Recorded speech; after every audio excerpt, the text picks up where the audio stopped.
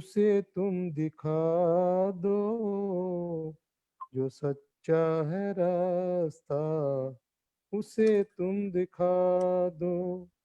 ये जीवन तुम्हारा, तुम्ही को है अर्पण, लगा दो किनारे इसे मेरे भगवन।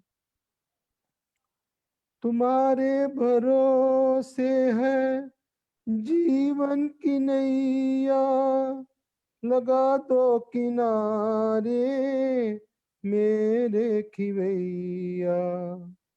तुम्हारे भरोसे है जीवन की नैया, लगा दो किनारे मेरे खिवैया। कहीं डूब जाए ना इसे तुम बचा दो, कहीं डूब जाए ना इसे तुम बचा दो।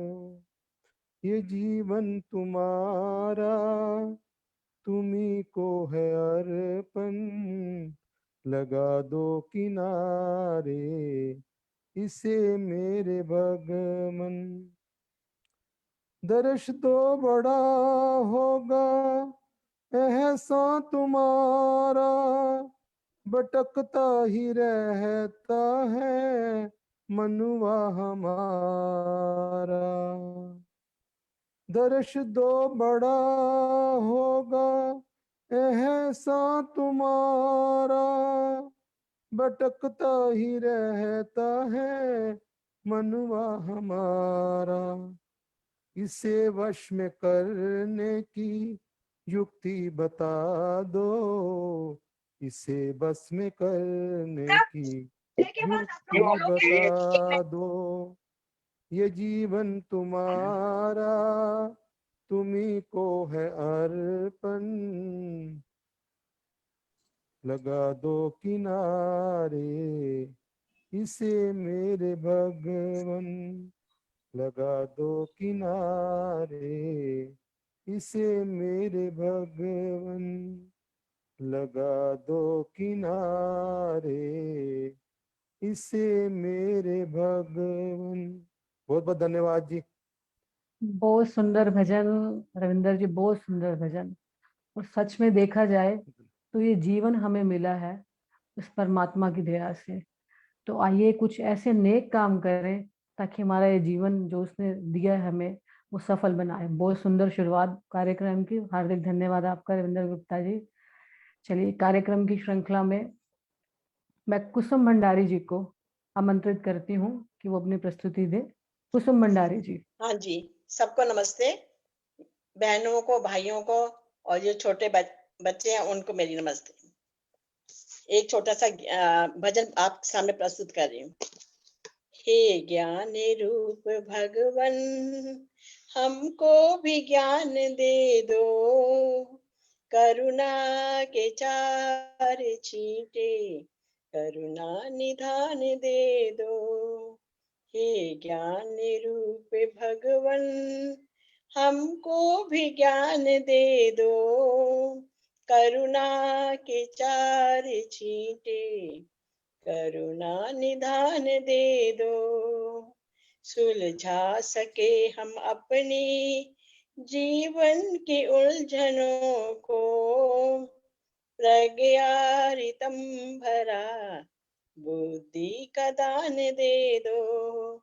सुलझा सके हम अपनी जीवन की उलझनों को, प्रज्ञारितम भरा बुद्धि का दान दे दो।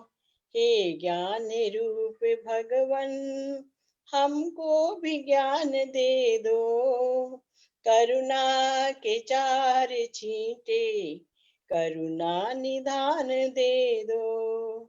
दाता तुम्हारे दर पर किस चीज की कमी है, चाहो तो निर्धनों को दौलत की खान दे दो। दाता तुम्हारे दर पर किस चीज की कमी है, चाहो तो निर्धनों को दौलत की खान दे दो। हे ज्ञान रूप भगवन हमको भी ज्ञान दे दो। करुणा के चार छींटे करुणा निधान दे दो। अपनी मदद हमेशा खुद आप कर सके जो।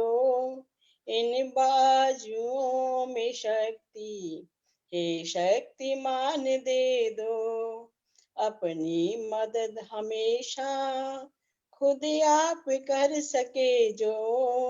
इन बाजुओं में शक्ति हे शक्तिमान दे दो। हे ज्ञान रूप भगवन हमको भी ज्ञान दे दो। करुणा के चार छींटे करुणा निधान दे दो। हे ईश तुम हो सबकी बिगड़ी बनाने वाले। जीवन सफल बने जो थोड़ा सा ज्ञान दे दो। हे ईश तुम हो सबकी बिगड़ी बनाने वाले। जीवन सफल बने जो थोड़ा सा ज्ञान दे दो। हे ज्ञान रूप भगवन हमको भी ज्ञान दे दो।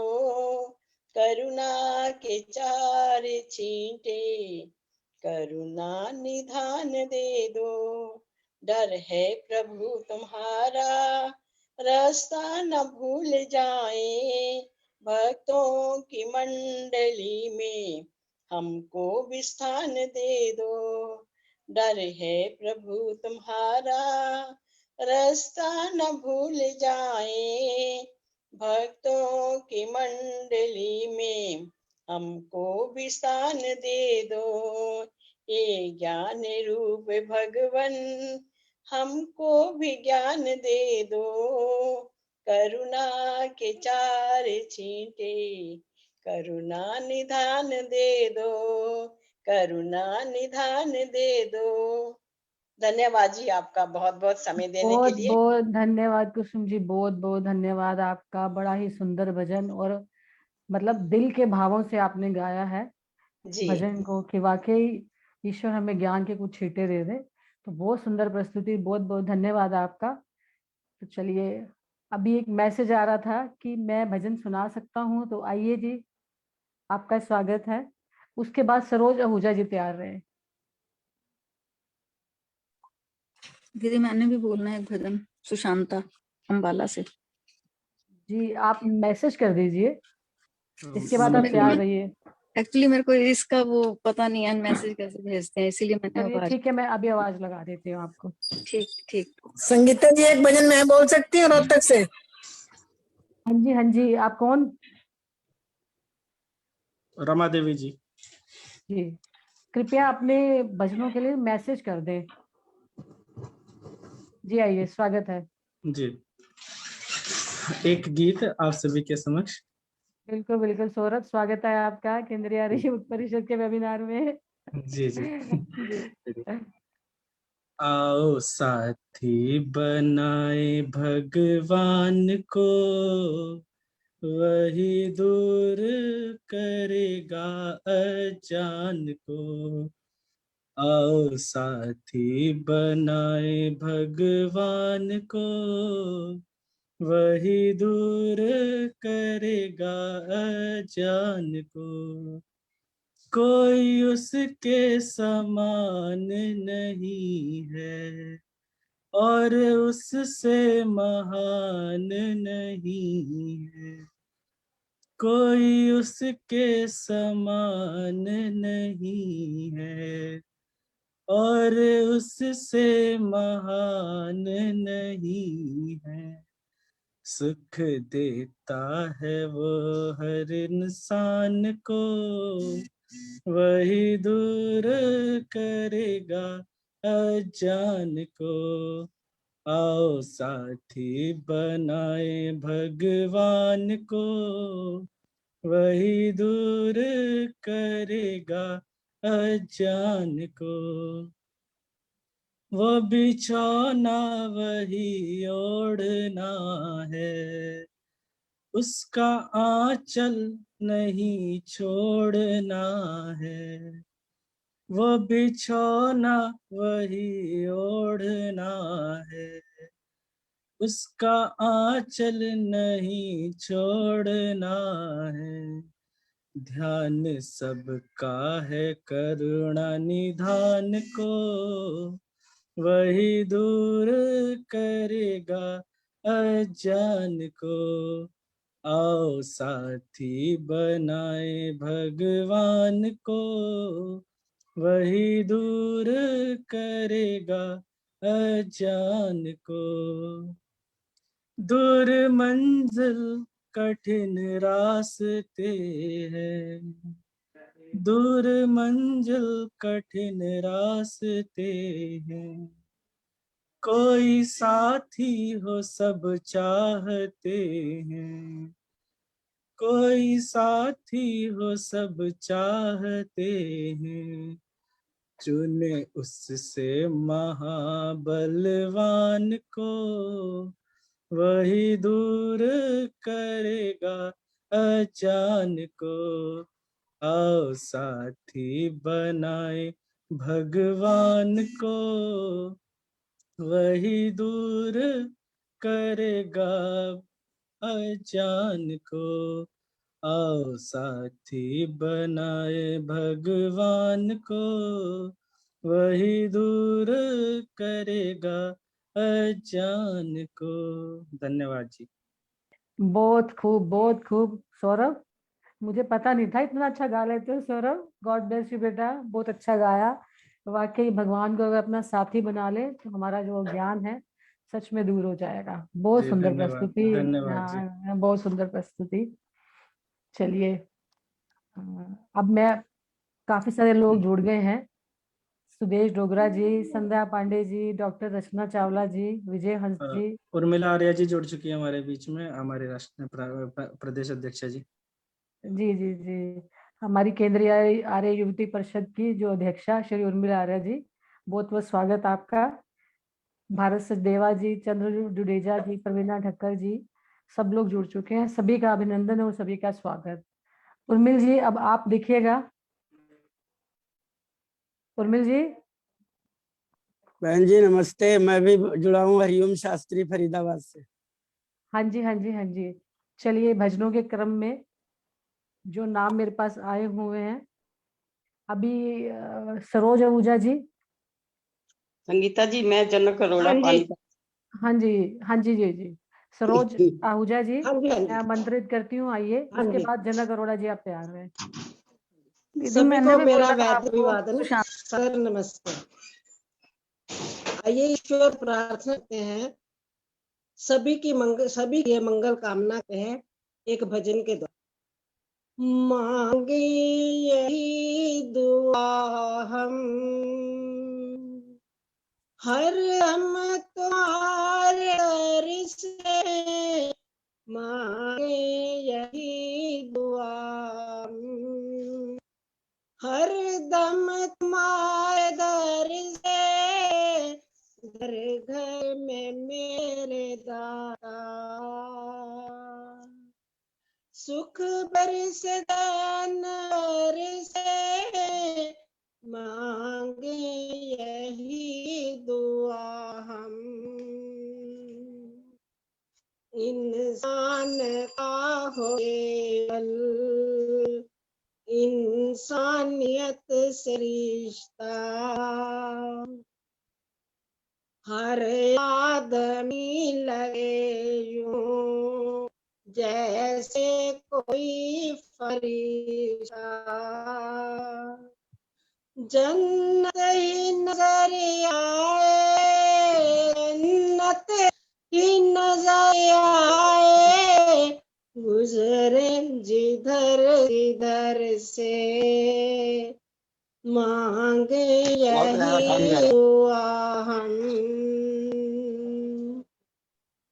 सुना न घर हो कोई, सुना न कोई आंगन, सुना न घर होई, सुना न कोई आंगन, भीगा हुआ नहीं हो आंसुओं से कोई दामन। खुशियों की खबर आए, खुशियों की खबर आए, हर गाँव और शहर से मांगे यही दुआ हम। महलों को भी है देखा, देखी है हमने कुटिया, राजा है जग में दुखिया और रंग करी है दुखिया। सारा जगत सुखी है, सारा जगत सुखी है, होगा तेरी मेहर से मांगे यही दुआ हम। हर दम तुम्हारे दर से घर घर मेरे आता, सुख बरसे चैन बरसे, मांगे यही दुआ हम। धन्यवाद जी। बहुत बहुत धन्यवाद सरोज आहूजा जी। बहुत सुंदर प्रार्थना उस प्रभु ईश्वर परमात्मा के प्रति। बहुत बहुत हार्दिक धन्यवाद आपका। तो आइए भजनों के क्रम में मैं माता जनक अरोड़ा जी को आमंत्रित करती हूँ। उसके बाद काशीराम जी तैयार रहे। हमारे आज के मुख्य वक्ता श्री आचार्य विजय भूषण जी, जो परिषद के पूर्व अध्यक्ष रहे हैं, वो बीच में उपस्थित हो चुके हैं। उनका भी हार्दिक स्वागत है जी। आइए जनक अरोड़ा जी। हाँ जी, नमस्कार सब भाई बहनों को मेरा नमस्कार। एक छोटा सा भजन प्रभु महिमा का। दुनिया बनाने वाले महिमा तेरी निराली, चंदा बनाया तूने, चंदा बनाया शीतल, सूरज में आग डाली।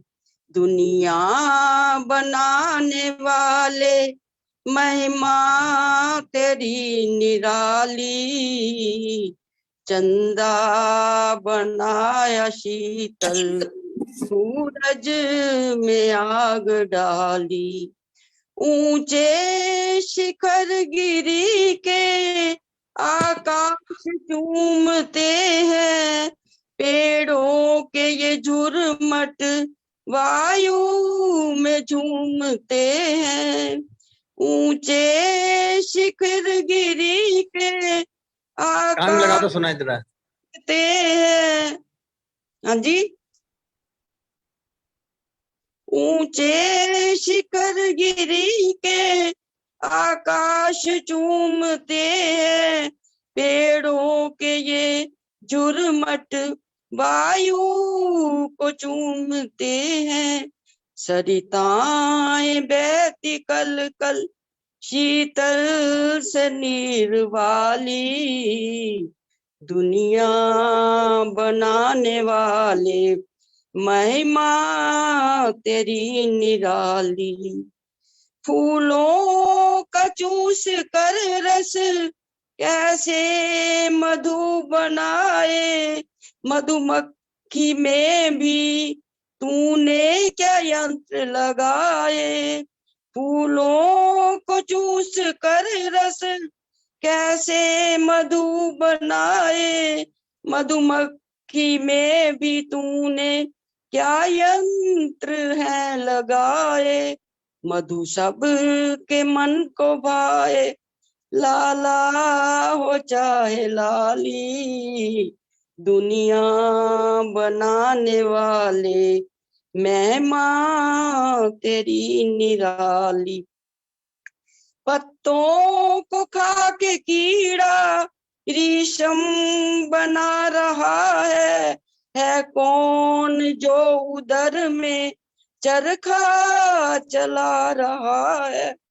पत्तों को खा के कीड़ा रेशम बना रहा है कौन जो उदर में चरखा चला रहा है। बुन बुन के आ रहा है रेशम का लच्छा जाली, दुनिया बनाने वाले महिमा तेरी निराली। जुगनू के दम पे तूने क्या बल्ब है लगाया, बरसात की निशा में जंगल में भी जगमगाया। जुगनू के दुम पे तूने क्या बल्ब है लगाया, बरसात की निशा में जंगल में भी जगमगाया। पक्षी चकोर के क्या आंखों में कशिश डाली, दुनिया बनाने वाले महिमा तेरी निराली। बरसात के दिनों में लेंटर टपकता देखा, बेया के घोंसले में पाई न जल की रेखा। बरसात के दिनों में लेंटर टपकता देखा, तकनीक क्या सिखाई, तकनीक क्या सिखाई जो तूने जग के वाली, दुनिया बनाने वाले महिमा तेरी निराली। मोरों के पंख देखो क्या खूब चित्रकारी, कोयल बनाई काली आवाज प्यारी प्यारी। भोरों के पंख देखो क्या खूब चित्रकारी, कोयल बनाई काली आवाज प्यारी प्यारी। बिजली की चमक ऐसी घनघोर घटा काली, दुनिया बनाने वाले महिमा तेरी निराली। चंदा बनाया शीतल सूरज में आग डाली, दुनिया बनाने वाले महिमा तेरी निराली। धन्यवाद बहुत बहुत संगीता। बहुत बहुत धन्यवाद जनक अरोड़ा जी, बहुत सुंदर भजन कि वाकई ईश्वर की महिमा निराली है। सब कुछ पर्वत पहाड़ चोटियां सब कुछ उसने बनाया है, उसकी महिमा का कोई अंत नहीं है। बहुत सुंदर प्रस्तुति। आज के मुख्य वक्ता हमारे विजय भूषण आर्या जी, जिनका समय 5:30 बजे से स्टार्ट हो जाएगा। और मैं डॉक्टर सुषमा आर्या, जो हमारी केंद्रीय आर्य युवती परिषद की महामंत्राणी है, उनका बहुत बहुत अभिनंदन और स्वागत करती हूँ। आज के भजनों के क्रम में अब मैं आमंत्रित करती हूँ काशीराम जी को, सूर्य निकेतन से। नमस्ते आप सभी को मेरा। भजनों के क्रम को जारी रखेंगे, लेकिन हमारे जैसे आज के मुख्य वक्ता आ गए हैं, उनके बाद भजनों का क्रम जारी रहेगा। आप सभी को मेरा सादर नमस्ते। आइए आप सबके समक्ष एक ईश्वर भक्ति भजन और प्रभु से यही कामना करता हूँ कि प्रभु मैं हर श्वास में आपका सुमरण करता रहूं। भजन है, हर श्वास में हो प्रभु सुमिरन तेरा, हर श्वास में हो प्रभु सुमिरन तेरा, ऐसा बना दो प्रभु जीवन मेरा, ऐसा बना दो प्रभु जीवन मेरा। तेरी सेवा करते करते बीते हर क्षण मेरा, ऐसा बना दो प्रभु जीवन मेरा। ऐसा बना दो प्रभु जीवन मेरा। हर श्वास में हो प्रभु सुमिरन तेरा। ऐसा बना दो प्रभु जीवन मेरा। ऐसा बना दो प्रभु जीवन मेरा। याद तेरी को सदा दिल में बसाऊं। याद तेरी को सदा हो।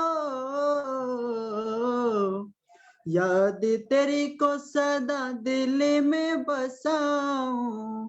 आठों पहर बस तेरे गुण गाऊं। आठों पहर बस तेरे गीत गाऊं। तेरे चरणों में रहे मन ये मेरा। तेरे चरणों में रहे मन ये मेरा। ऐसा बना दो प्रभु जीवन मेरा। ऐसा बना दो प्रभु जीवन मेरा। हर श्वास में हो प्रभु सुमिरन तेरा। हर श्वास में हो प्रभु सुमिरन तेरा। ऐसा बना दो प्रभु जीवन मेरा। ऐसा बना दो प्रभु जीवन मेरा। हो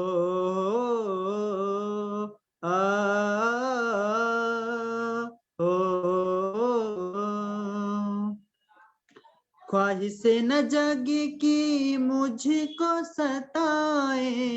ख्वाहिश न जगी की हो। ख्वाहिश न जगी की मुझको सताए।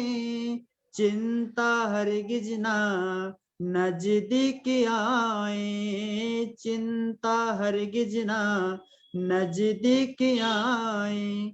करता रहूं प्रभु चिंतन तेरा। करता रहूं प्रभु चिंतन तेरा। ऐसा बना दो प्रभु जीवन मेरा। ऐसा बना दो प्रभु जीवन मेरा। हर श्वास में हो प्रभु सुमिरन तेरा। ऐसा बना दो प्रभु जीवन मेरा। ऐसा बना दो प्रभु जीवन मेरा। ऐसा तेरी भक्ति में दास खो जाए। ऐसा तेरी भक्ति में हो। ऐसा तेरी भक्ति में दास खो जाए। मैं रहूं ना तू ही तू हो जाए। मैं रहूं ना तू ही तू हो जाए। सफल हो चोला नर्तन मेरा। सफल हो चोला नर्तन मेरा। ऐसा बना दो प्रभु जीवन मेरा। ऐसा बना दो प्रभु जीवन मेरा। हर श्वास में हो प्रभु सुमिरन तेरा। हर श्वास में हो प्रभु सुमिरन तेरा। ऐसा बना दो प्रभु जीवन मेरा। ऐसा बना दो प्रभु जीवन मेरा। ऐसा बना दो प्रभु जीवन मेरा। ऐसा बना दो प्रभु जीवन मेरा। धन्यवाद आप सभी का। सुंदर, बहुत सुंदर, बहुत सुंदर भजन। और ये भजन मेरा भी बहुत फेवरेट है। मुझे बहुत बढ़िया गाया, बहुत बढ़िया। आशीर्वाद। अति सुंदर। नमस्ते सचदेवा जी, बहुत ही सुंदर प्रस्तुति आपकी काशीराम जी। वाकई ही अगर ईश्वर का सुमिरन करते रहे तो जितनी परेशानियां हैं वो हमारे पास ही नहीं आएंगी। कुछ ऐसे भाव के साथ बहुत सुंदर भजन आपका। तो चलिए अब मैं आमंत्रित करती हूँ हमारे आज के मुख्य वक्ता आचार्य विजय भूषण आर्या जी, जिनके बारे में मैं क्या कहूँ, और ये मेरा सौभाग्य होगा कि मैं आज उनको आमंत्रित कर रही हूँ। और इसका श्रेय तो मैं डॉक्टर अनिल आर्या जी को देना चाहूंगी कि जिन्होंने मुझे ये सौभाग्य दिया कि मैं आज आचार्य विजय भूषण जी को आमंत्रित कर रही हूँ। उनके बारे में क्या बोलूं, म्यूजिशियन, गायक, आचार्य और टेबल टेनिस के बहुत ही अच्छे प्लेयर हैं और सोशल वर्कर हैं। और इसके एक और बात बताना चाहूंगी कि हमारे भूतपूर्व केंद्रीय आर्य युवक परिषद के अध्यक्ष रह चुके हैं। तो आइए मैं इनका आमंत्रित करती हूँ और बहुत बहुत स्वागत करती हूँ। आइए आचार्य जी।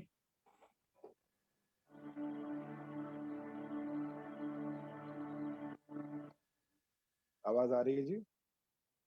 हाँ जी, हाँ जी, आ रही है जी, आ रही है, बिल्कुल आ रही है।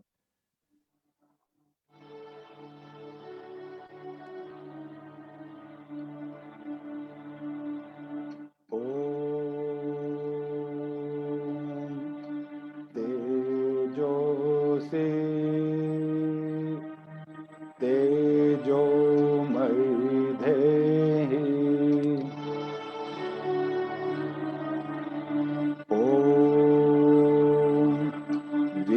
वीर्यमसि वीर्यं मयि धेहि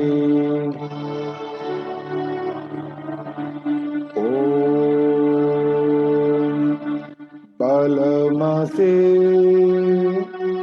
बलं मयि धेहि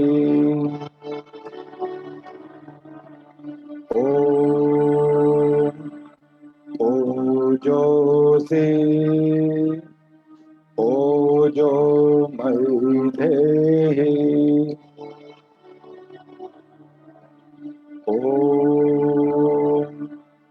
मन्युरसि मन्युं मयि धेहि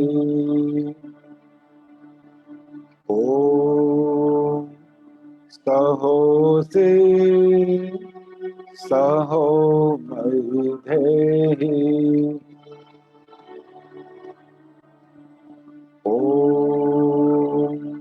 सहनाववतु सहनौ भुनक्तु सह वीर्यं करवावहै तेजस्विनावधीतमस्तु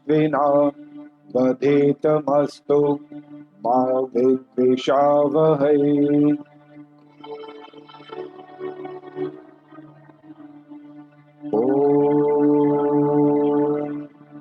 नमः शम्भवाय च मयो भवाय च नमः शङ्कराय च मयस्कराय च नमः शिवाय च। हाँ जी, आवाज नहीं आ रही। भाई साहब आवाज नहीं आ रही, आचार्य जी आवाज नहीं आ रही, आपका माइक म्यूट हो गया है। नहीं, आपका माइक ऑन है, वो किसी का फोन आया, शायद आपके फोन पे आ गया है पहले। अभी आ रही है आवाज? आ रही है?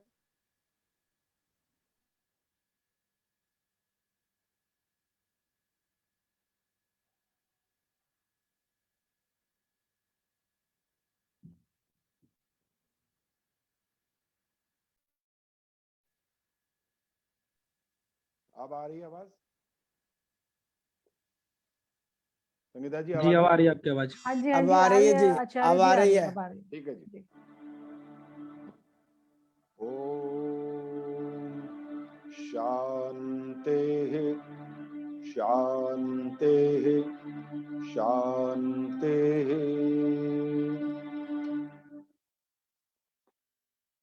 संगीता जी से पूछना चाह रहा हूं कि आज अनिल जी जुड़े हैं कि नहीं?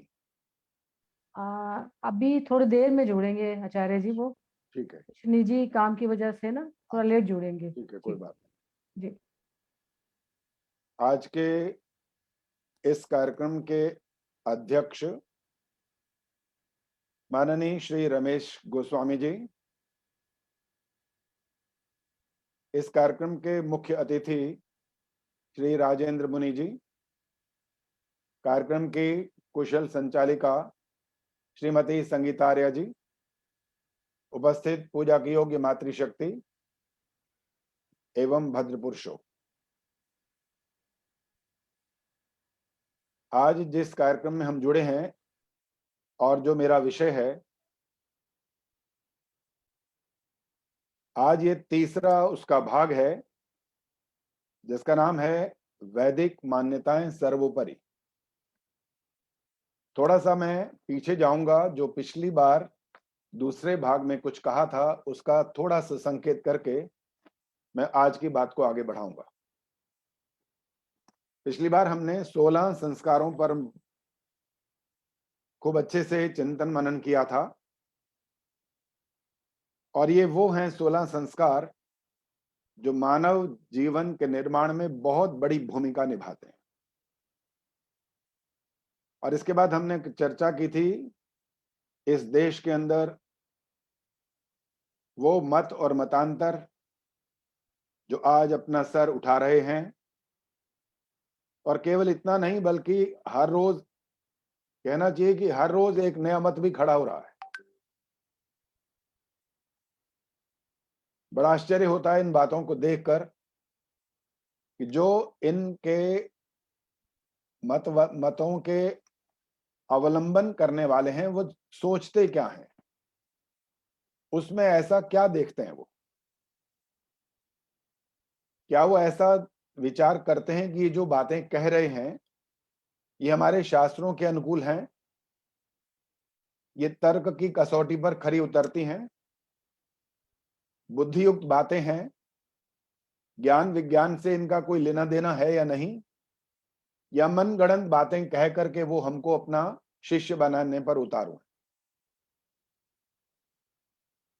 तो आइए आज की इस चर्चा में वैदिक मान्यताएं सर्वोपरि, इसके तीसरे भाग में हम इसके आगे और चिंतन करने वाले हैं। तो आइए ध्यानपूर्वक सुने, जरा गंभीरता से विचार कीजिए।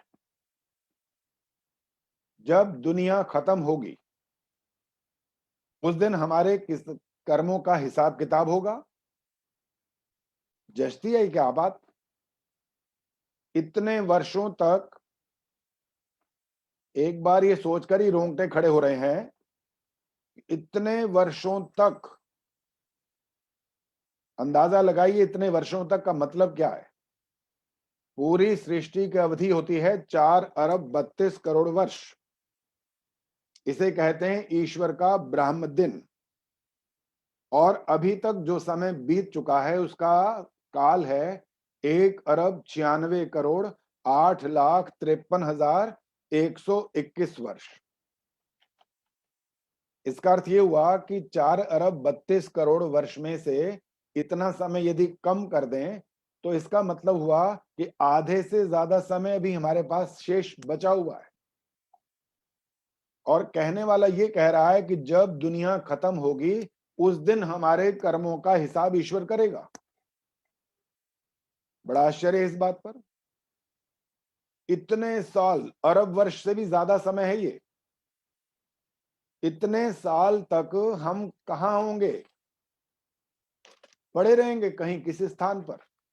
जैसी उनकी मान्यता है कि वो तो शरीर को जलाते नहीं हमारे समान, वो जमीन के अंदर दबाते हैं। इतने साल तक।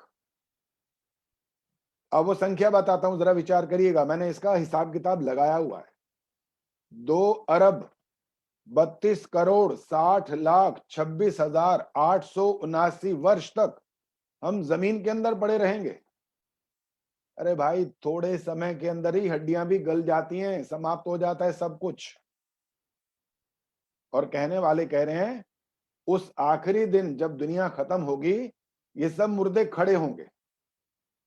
मुझे तो समझ नहीं आया कि कैसे खड़े हो जाएंगे जब वहां कुछ बचा ही नहीं। अब आप विचार करिए, क्या ये बात हमको ठीक लगती है? आपके बच्चे भी पढ़ाई कर करके अब तो इतने बड़े हो गए होंगे, कोई नौकरी कर रहा है, कोई व्यापार कर रहा है, बहुत सारी परीक्षाएं दी हैं उस आपके बच्चों ने। और आजकल तो जब कंप्यूटर का युग है, उसमें जब हम परीक्षा देते हैं तो कुछ तो परिणाम अगले दिन आ जाते हैं, और कुछ परीक्षाएं ऐसी होती हैं जिसका परिणाम आने में कुछ दिन लगते हैं, कभी कभी कुछ महीने भी लगते हैं। लेकिन ऐसी कौन सी परीक्षा होगी भाई जो इतने अरब वर्ष तक हम जमीन में पड़े रहें और हमारा परिणाम हमको ना मिले? मेरे हिसाब से तो ये अन्याय हो जाएगा उस आत्मा के साथ। और यदि वहां पर वो शरीर जब नहीं है, उसका बिल्कुल नामो निशान नहीं है, और खुदा उस दिन अगर हमारा निर्णय करेगा तो सुनाएगा किसे? लगता तो यह है कि वो आत्मा को सुनाएगा। हालांकि ये बात भी गलत है, इतना लंबा समय तक इंतजार करने की बात नहीं होनी चाहिए। अगर वो आत्मा को निर्णय सुनाएगा तो इतने लंबे समय तक रोका किस लिए? ये तो महान्याय हो जाएगा। करोड़ों अरबों वर्ष तक ये आत्मा निठल्ला पड़ा रहेगा। कहने वाला कहता है, देखो जी, हम तो भगवान को जो मानते हैं बस मानते हैं, वो जो करता है वो ठीक ही करता है। लेकिन हमारी वैदिक मान्यता क्या है? हमारी वैदिक मान्यता तो ये है कि आपने कर्म किया, आपका ये जीवन समाप्त हुआ, और उसके लिए तुरंत अगला आपके सारे कर्मों का निचोड़ रूप में जो फल है, ईश्वर ने आपको प्रदान कर दिया, नया जन्म दे दिया। ये तो न्याय लगता है। लेकिन वो न्याय कैसे लगेगा कि करोड़ों अरबों वर्ष तक हम जमीन के अंदर पड़े रहें? और ऐसा संभव नहीं है, किसी भी हालत में संभव नहीं है।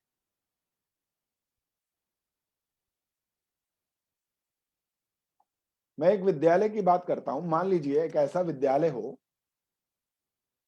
जहां पर बच्चों ने परीक्षा दे दी है, और उस परीक्षा के बाद प्रिंसिपल ने निर्णय सुनाया कि हम बच्चों का परीक्षा परिणाम नहीं देंगे। अब आप विचार करिए, जब ये कह दिया जाए, पेरेंट्स के पास ये बात पहुंचे कि प्रिंसिपल ने अनाउंस कर दिया कि परीक्षा परिणाम नहीं मिलेगा, तो बताइए उस स्कूल के अंदर कोई दोबारा एडमिशन लेने जाएगा?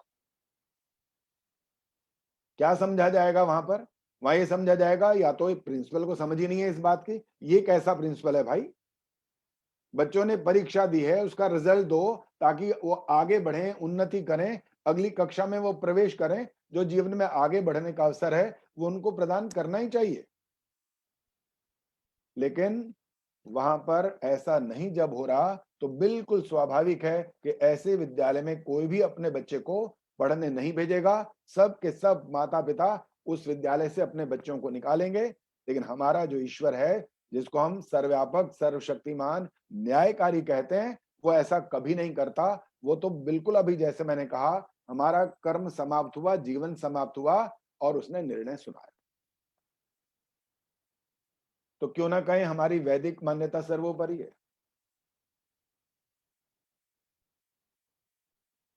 तर्कहीन बातें, बुद्धिहीन बातें जो हमारे गले नहीं उतर सकती किसी भी तरह से, तो हमें ऐसी बातों पर विश्वास नहीं करना। किस बात पर विश्वास करना है? जो हमारी वैदिक मान्यता है। क्या है वो? कि सृष्टि के प्रारंभ में ईश्वर ने हमको 4 वेदों के माध्यम से ज्ञान दिया है बाकायदा, और उसने हमें सारे उन्नति के अवसर प्रदान किए। अभी आप भजन सुन रहे थे, आज तो सौरभ का भजन भी मैंने सुना। अभी आपने ईश्वर की महिमा का गान भी सुना कि उसने इतना सुंदर ये संसार रचा। किसके लिए? इसके लिए, मनुष्य के लिए, और आप जीवों के लिए भी कह सकते हैं। और क्यों हमें मनुष्य बनाया? क्या कारण था इसका कि हमें उसने मनुष्य बनाया? ये जो आप कभी दया शब्द कहते हैं, कभी आप कृपा भी कह देते हैं, कोई बात नहीं, आप 2 शब्द बोल सकते हैं। उसकी दया से हमें ये सब प्राप्त हुआ, कोई बात नहीं, आप बोल सकते हैं कि हमें उसकी दया प्राप्त हुई। लेकिन ये बात साथ में ध्यान रखनी है कि उसने हमारे कल्याण के लिए ही हमको ऐसा हाथ, पैर, नासिका, आंख, कान, ये सारा शरीर प्रदान किया है। बहुत दयालु है वो, इसमें कोई संदेह नहीं है। लेकिन साथ साथ ये भी याद रखना है वो न्यायकारी भी है। ऐसे ही अकारण उसने हमको कुछ भी बना दिया ऐसा नहीं है। बहुत सुंदर उसकी व्यवस्था है जिसको न्याय व्यवस्था कहते हैं, और उस न्याय व्यवस्था के कारण ही हमें मनुष्य बनाया, और एक पशु भी बनता है, एक कीड़ा मकोड़ा भी बनता है, एक पक्षी भी बनता है। ये सब उसने हमारे कल्याण के लिए किया। जब हम दोष करते हैं, कोई गलती करते हैं, तो उसका दंड रूप में हमारे मनुष्य जीवन से इतर योनियों में ईश्वर हमको भेज देता है। ये व्यवस्था वैदिक व्यवस्था है और सर्वोपरि व्यवस्था है। यहाँ पर ईश्वर की मन मर्जी का कोई प्रश्न नहीं, लेकिन कहने वाले ये कहते रहते हैं ईश्वर की जो मर्जी होती है वो कर सकता है। इस जो मर्जी का अर्थ होता है वो अपनी मर्जी करेगा, तो इसका अर्थ निकलेगा वो न्याय नहीं करता। लेकिन हमारा वैदिक सिद्धांत मान्यता क्या है? ईश्वर कैसा है? न्यायकारी। आइए मैं अगली बात पर चलता हूं। अपने बच्चों को बचपन में एक बात पर बड़ी मस्ती करते हुए देखा होगा। वो पूछते थे एक दूसरे से, मजाक भी होता था और उनकी परीक्षा भी एक तरह की होती थी। वो पूछते थे, भाई एक बात बताएगा? दूसरा बच्चा कहता, हाँ बोल, क्या पूछना है? कहता, अच्छा एक प्रश्न है मेरा, इसका उत्तर देना पड़ेगा तेरे को। बोलो। तो प्रश्न ये है, ये बता पहले अंडा आया या मुर्गी? ये आपने बहुत बार सुना है और शायद इसका पता नहीं ठीक आप इसका निर्णय कर पाए कि नहीं। अब वो बच्चा सोचता है जो उत्तर देने की बात कह रहा था कि अगर मैं बोलूं अंडा आया था सबसे पहले, तो ये कहेगा बिना मुर्गी के अंडा कहां से आया। और अगर मैं ये बोल दूं कि मुर्गी आई पहले, तो ये फिर प्रश्न खड़ा करेगा मुर्गी कहां से आ गई। और सारे बच्चे इस बात को जब वो कुछ भी कहे तो हंसी मजाक में उसका मजाक उड़ाना शुरू करते थे। बोल बोल बता ना, बताना, बताता क्यों नहीं, बता। तो आइए इस बात का समाधान हम वैदिक मान्यता के अनुसार अब करने वाले। बहुत सरल है, कोई मुश्किल बात नहीं है। पहले क्या आया? अंडा आया। अब आप भी तो प्रश्न कर सकते हैं, आप कैसे कह सकते हैं ये बात कि अंडा आया? कहां से आया? उसका भी, बच्चे का भी प्रश्न यही था, कहां से आया।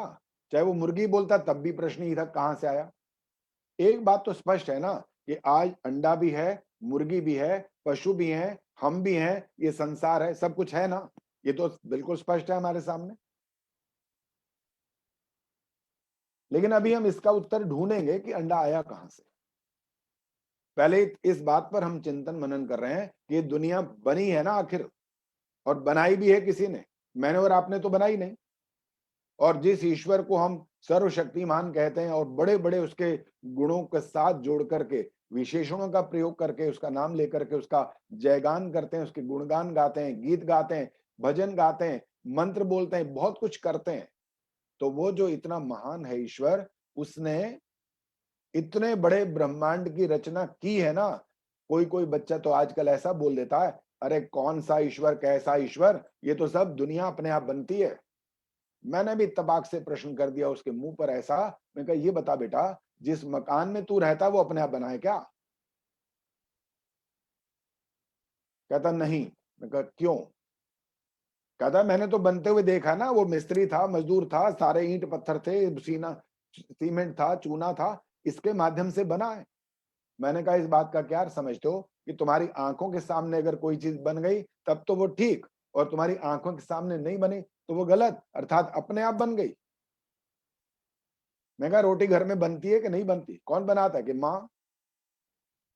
मैं कहा इस बात से भी तुमने क्या सिद्ध किया कि कोई बनाता है तब चीज बनती है, अपने आप नहीं बनती ना।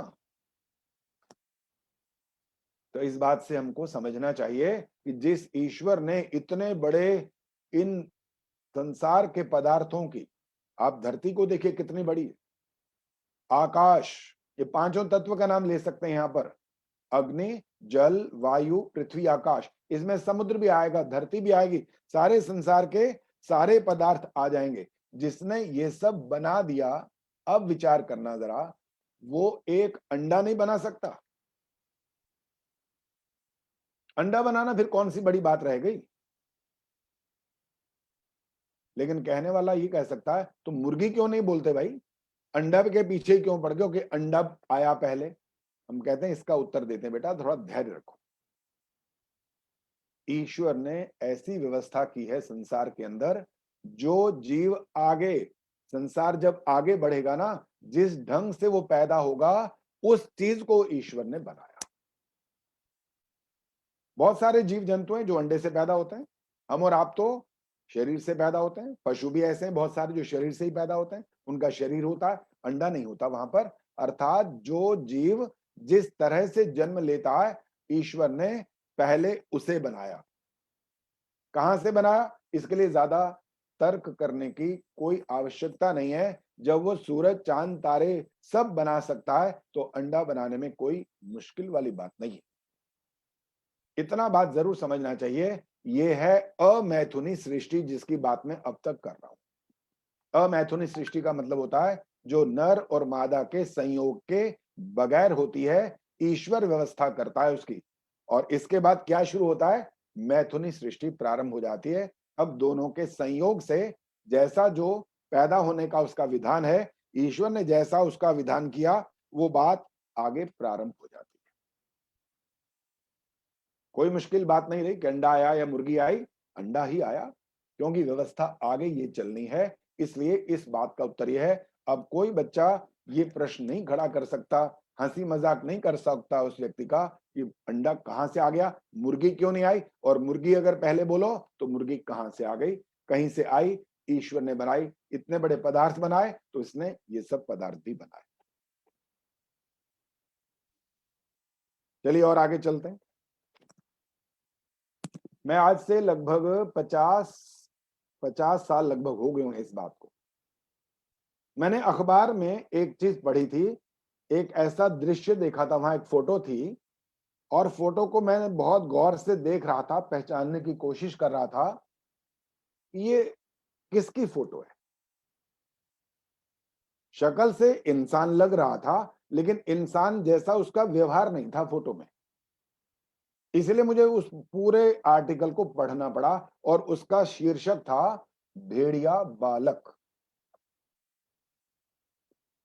भेड़िया बालक, इसका मतलब क्या निकला कि इधर तो बालक कहा जा रहा है, उधर भेड़िया कहा जा रहा है। अरे भेड़िया के बच्चे को तो भेड़िया ही कहेंगे ना, फिर बालक कहां से होगा। लेकिन बालक शब्द साथ में जुड़ा था, इसलिए मैंने पूरे आर्टिकल को ध्यान से पढ़ा। क्या पढ़ रहा हूं उसके अंदर, ये जो बच्चा हमें जंगल से मिला है तो ये इंसान का बच्चा, लेकिन उसके शरीर पर भी बाल आ गए हैं, कपड़े नहीं पहने हुए उसने, कैसे चलता है जैसे भेड़िए, बोलता क्या है, कुछ नहीं, साउंड है लेकिन कौन सी साउंड, जो भेड़िए बोलते हैं वो साउंड। इस बात से सारा अर्थ क्या निकल रहा है, इस बात का अर्थ ये निकल रहा है कि मनुष्य अगर पशु पक्षी के साथ अपने जीवन का अगर किसी कारण से प्रारंभ कर गया तो उसने एक अक्षर भी नहीं सीखा। और जो ये कह रहे हैं अपने आप, और डार्विन ने भी तो एक सिद्धांत दिया था हमको, थ्योरी ऑफ इवोल्यूशन, विकासवाद का सिद्धांत दिया था डार्विन ने। उसने कहा अमीबा था सबसे पहले एक सेल वाला प्राणी, और धीरे धीरे बढ़ता गया, परिवर्तन होता गया और आखिरकार बंदर से हम बन गए। ये कहा उसने। अरे भेड़ियों के साथ रहने वाला बच्चा एक शब्द नहीं बोल पाया, एक मनुष्यत्व वाला गुण धारण नहीं कर पाया, तो ये डार्विन कैसे हमको ये समझा रहे हैं कि हम बंदर से बने। बंदर हमारे जैसा काम नहीं करता, हम बंदर जैसा काम नहीं करते, हम भाषा बोलते हैं बाकायदा, बंदर तो भाषा नहीं बोलता, वो तो उछल कूद मचाता है। वो बेशक मनुष्य के शरीर की जो प्रक्रिया है, जो जिस तरह से बना हुआ है, उसकी आकृति उसके साथ मिल जाए, तो इसका यह अर्थ नहीं हो सकता कि हम बंदर से बने। ये बिल्कुल अवैधिक बात है और इसमें एक बड़ा भारी दोष आएगा इस बात में, यदि ये बात मान लें। यदि ये बात मान लें कि हम बंदर से ऐसे परिवर्तित होते होते बंदर से इंसान बन गए, तो इसमें बड़ा भारी दोष ये आ जाएगा कि ईश्वर के अंदर ये योग्यता नहीं है कि वो मनुष्य बना सके। एक तो ये दोष, और दूसरा दोष क्या आएगा? कर्म फल व्यवस्था समाप्त माननी पड़ेगी फिर। क्यों? क्योंकि सब एक एक करके परिवर्तन होते होते होते इंसान बन जाएंगे, फिर कर्म फल का अर्थ समाप्त हो जाएगा। और हम कितने भजनों में सुनते हैं, रोज व्हाट्सएप पर आता है, फेसबुक पर हम डालते हैं कि हम प्रत्येक कर्म का फल अवश्य भोगेंगे। रोज सुनते हैं बात, और प्रवचनों में हम ज्यादातर ये बात कहते देखते हैं। और हम वैदिक सिद्धांत और वैदिक मान्यता को यही तो मानते हैं। वहां बिल्कुल स्पष्ट लिखा हुआ है, क्या? संस्कृत की एक पंक्ति है ये वाली, अवश्यमेव भोक्तव्यम कृतम कर्म शुभम अशुभम। और बाकी लोगों की मान्यता क्या है, सुनिए जरा। वो कहते हैं ऐसे करो, आंखें बंद करो, दिल पे ही हाथ रख लो, चलो दिल से बोलना चाहते हो तो, और अब ये बोल दो, भगवान देख तेरे बच्चे हैं ना, आखिर गलती तो हो ही जाती है, इसलिए क्या कर, तू माफ कर दे। भगवान ने जवाब नहीं दिया कभी इस बात का, लेकिन वो ऐसा करने वाला समझ गया, बस भगवान ने मेरे पाप माफ कर दिए। और इस बात को ऐसा मानने वाला कल को क्या करेगा आप जानते हैं? जब उसको ये पता लग गया, मान लो कि उसने मान लिया कि मुझे भगवान ने मेरे पाप पहले वाले क्षमा कर दिए, तो आगे पाप दोबारा ही तो करेगा, फिर वो बचेगा कैसे? और हमारी क्या मान्यता है कि अवश्यमेव भोक्तव्यम, अवश्य भोगना पड़ेगा प्रत्येक कर्म का फल। और उसमें क्या लिखा, इतना गंभीर, इतना गहरा, क्या? मनसा वाचा कर्मणा। आप मन से करो गलत तब भी उसका दंड है, वाणी से गलत करो तब भी दंड मिलेगा, और इंद्रियों के माध्यम से गलत करो तब भी उसका दंड मिलेगा।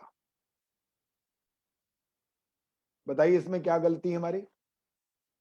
ये मान्यता है सर्वोपरि, जो वैदिक मान्यता है, इसमें तर्क भी काम कर रहा है, इसमें युक्ति काम कर रही है, इसमें बुद्धि काम कर रही है, और इसमें प्रमाण भी काम कर रहा है शास्त्रों का। इसलिए हमारी जो मान्यता है ये सर्वोपरि है। कोई माई का लाल इस सिद्धांत को गलत सिद्ध नहीं कर सकता। और जो इसको गलत मानता है, अर्थात ये मानता है कि भगवान बहुत दयालु है, वो मेरे पापों को क्षमा करेगा, वो कभी जीवन में उन्नति नहीं कर सकता।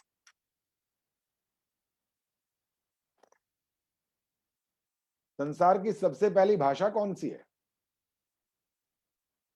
मैंने बच्चों से पूछा, बच्चों ने बड़ा बिल्कुल सीधा जवाब दिया, क्योंकि आज विज्ञान के युग में बच्चे जी रहे हैं, विज्ञान पढ़ते हैं, तर्क की बात मानते और समझते हैं, खुद भी तर्क करते हैं। उनने कहा आज हमने, विज्ञान ने, साइंटिस्ट ने इस बात को स्वीकार किया, सारा संसार आज इस बात को मानता है कि संसार की, भारत की नहीं, संसार की सर्वप्रथम भाषा है, आप बोलिए कोई भी, कौन सी है?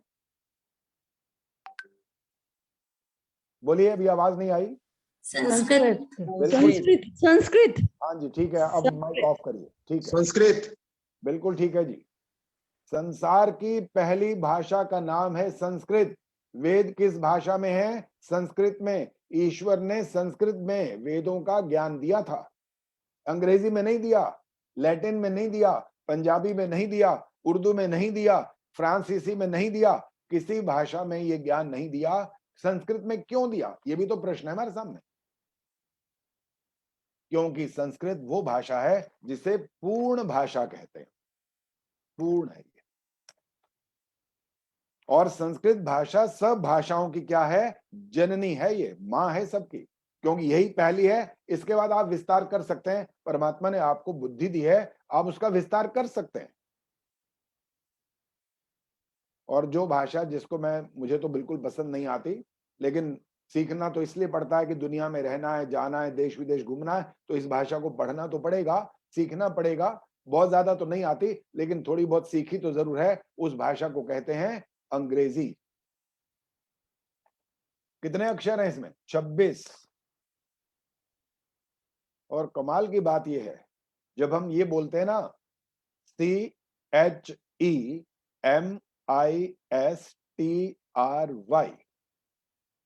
अब बोलते हैं इसको केमिस्ट्री। एक विषय है, विज्ञान का विषय केमिस्ट्री। अब CH से क्या बना था? केमिस्ट्री। अब एक शब्द और बोल रहा हूं, CHOPRA, अब बन गया चोपड़ा। कोपरा क्यों नहीं बना? या वो केमिस्ट्री बन जाए? कहीं कोई नियम दिखाई नहीं देता। लेकिन इतना सौभाग्य है इस संस्कृत भाषा का कि इसके अंदर से ही निकली हैं बाकी भाषाएं।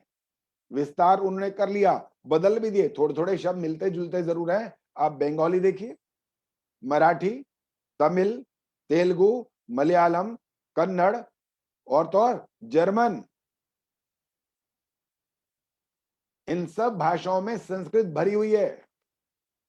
और इंग्लिश का भी मैं आपको प्रमाण देता हूं, वो भी संस्कृत में से उन्होंने निकाले हैं बहुत सारे शब्द, उससे मिलते जुलते बनाए हैं। संस्कृत में भाई को कहते हैं भ्रातर, और वहां क्या बना? ब्रदर। माता को कहते हैं मातर, और वहां क्या कहते हैं? मदर। पितर, फादर। काउ, इंग्लिश में काउ बोलते हैं ना, संस्कृत में गो। संस्कृत में कहते हैं द्वार, और अंग्रेजी में क्या कहते हैं? डोर। कितने सारे अक्षर तो यहीं से ले लेकर के उन्होंने थोड़ा सा उच्चारण की दृष्टि से और अपने विस्तार की दृष्टि से उन्होंने बनाया। संस्कृत माँ है, सब भाषाओं की जननी है, और सारे के सारे हमारे शास्त्र किस भाषा में है? संस्कृत में।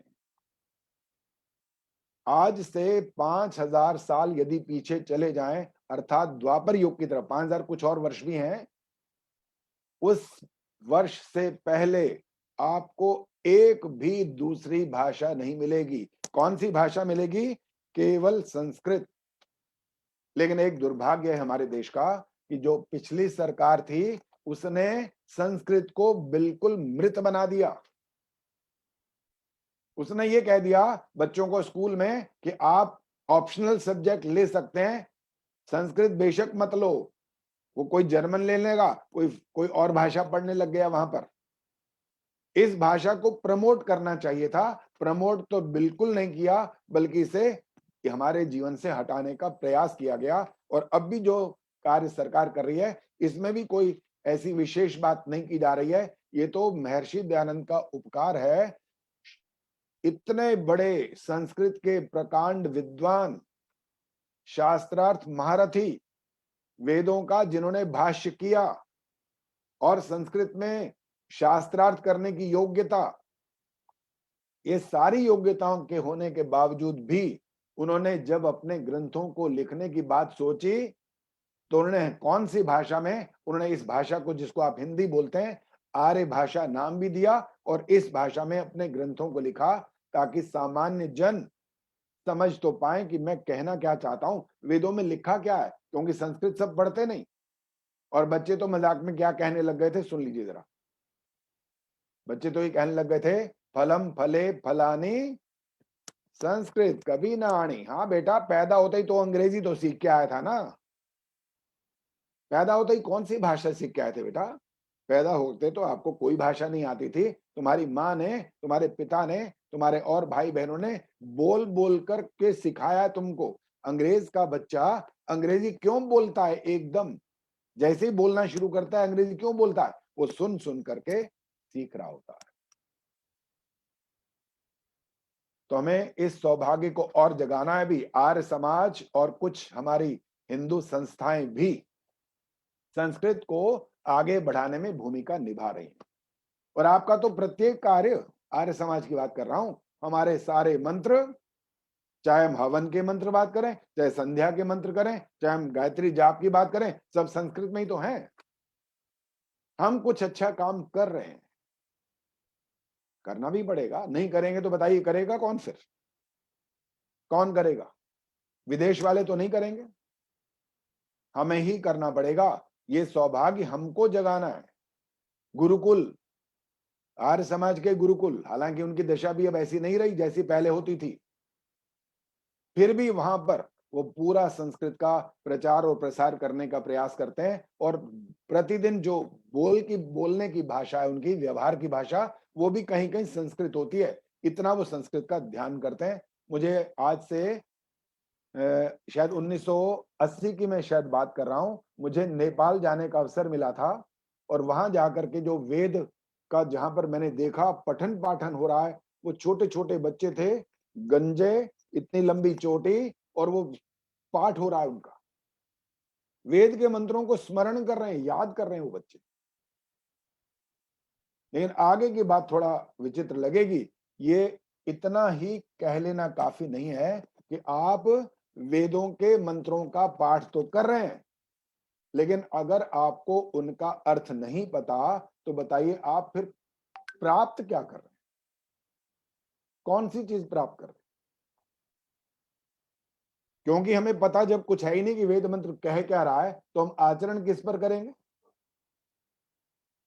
एक ने संस्कृत में बोला अपने नौकर को, हे भृत्य त्वम सैंधवम आनय। हिंदी में बोलता हूं, अरे सेवक जाओ सैंधव ले आओ। और वो समय जो मालिक है वो क्या कर रहा है? वो भोजन कर रहा है, और जो वो सेवक है वो क्या कर लाया? घोड़ा उठा करके ले आया, घोड़े को ले आया अपने साथ। अब इसने कहा, मूर्खानंद, मैंने तुम्हें क्या कहा था लाने को? आपने कहा था सैंधव लाओ, तो सैंधव का अर्थ क्या घोड़ा नहीं होता? अब मालिक ने कहा बिल्कुल होता है, बिल्कुल ठीक है, मैं इसको गलत नहीं कह रहा हूं, लेकिन तुम्हें इतनी अकल तो होनी चाहिए ना, ये प्रसंग क्या चल रहा है भाई? प्रसंग तो भोजन का चल रहा है ना, कार्य कौन सा हो रहा है? भोजन संबंधी बात हो रही है। सैंधव माने नमक। तुम्हें क्या लाना चाहिए था? नमक लाना चाहिए था, इस समय घोड़ा नहीं। हाँ, यात्रा की तैयारी मैं कर रहा होता, सामान बांध रहा होता और मुझे जाने के लिए कहना होता, तो मैं तुम्हें कहता, हे भृत्य सैंधवम आना है, तब तुम घोड़ा ले आते तो तुम ठीक बात करते। इन बातों का अर्थ क्या है? हमें मंत्रों का अर्थ और उनका प्रसंग भी पता होना चाहिए कि हम बोल क्या रहे हैं। उसका लाभ उठाएंगे तभी जब उसका अर्थ हमको पता होगा।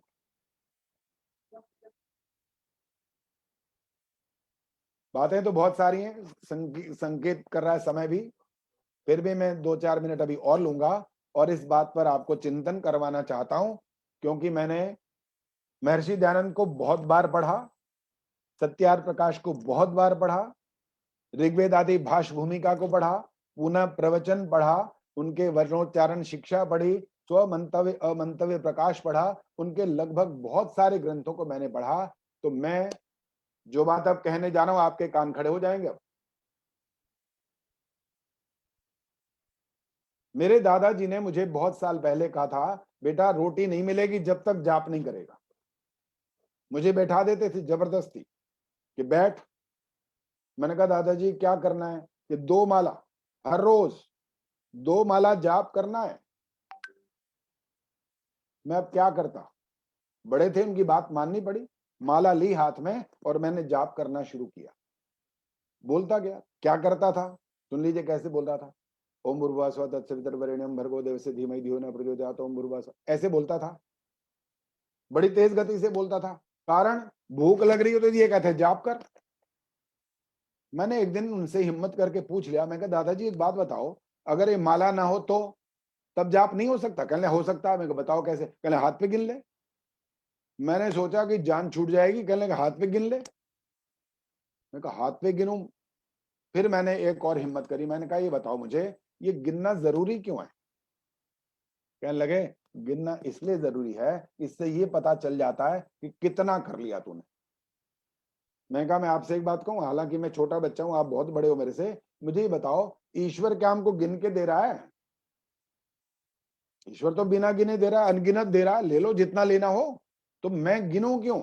और मैंने उनसे एक बात कहलवा दी, आखिर उनकी मौन स्वीकृति मुझे मिल गई। मैंने कहा एक बात तो ये, मुझे पूरा अर्थ नहीं आता, बिना अर्थ विचार किए मैं जाप करूंगा तो मुझे इसका वैसे ही लाभ नहीं होना, तो मैं पहले तो अर्थ सीखूंगा इसका, और दूसरा बिना माला के, बिना हाथ के, बिल्कुल आराम से जब मैं ओम शब्द बोलूंगा ना, तो मैं पहले ओम का चिंतन करूंगा कि ओम का मतलब क्या होता है।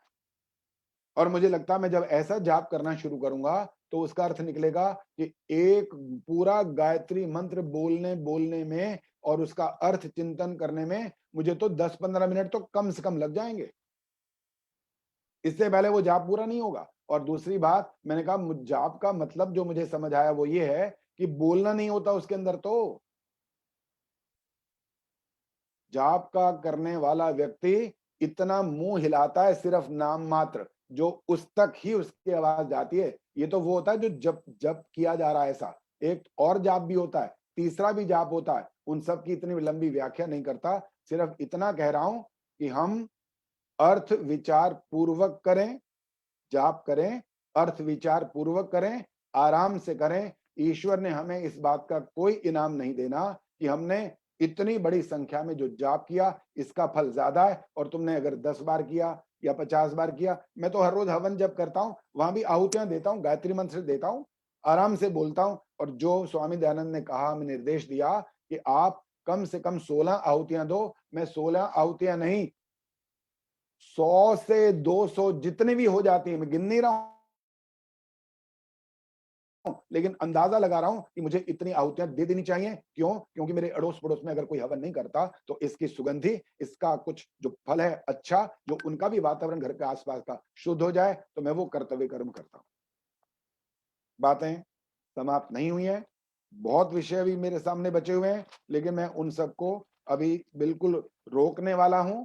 और क्योंकि समय मैं देख रहा हूं कि 5:30 के आसपास आपने मुझे समय दिया था और 6:15 हो चुके हैं, और क्या क्या बातें मेरी शेष बची हैं वो मैं आपको जरा सा संकेत करके गिनाता हूं। और अभी नहीं कहूंगा, अगर आगे मौका लगेगा तो कहूंगा।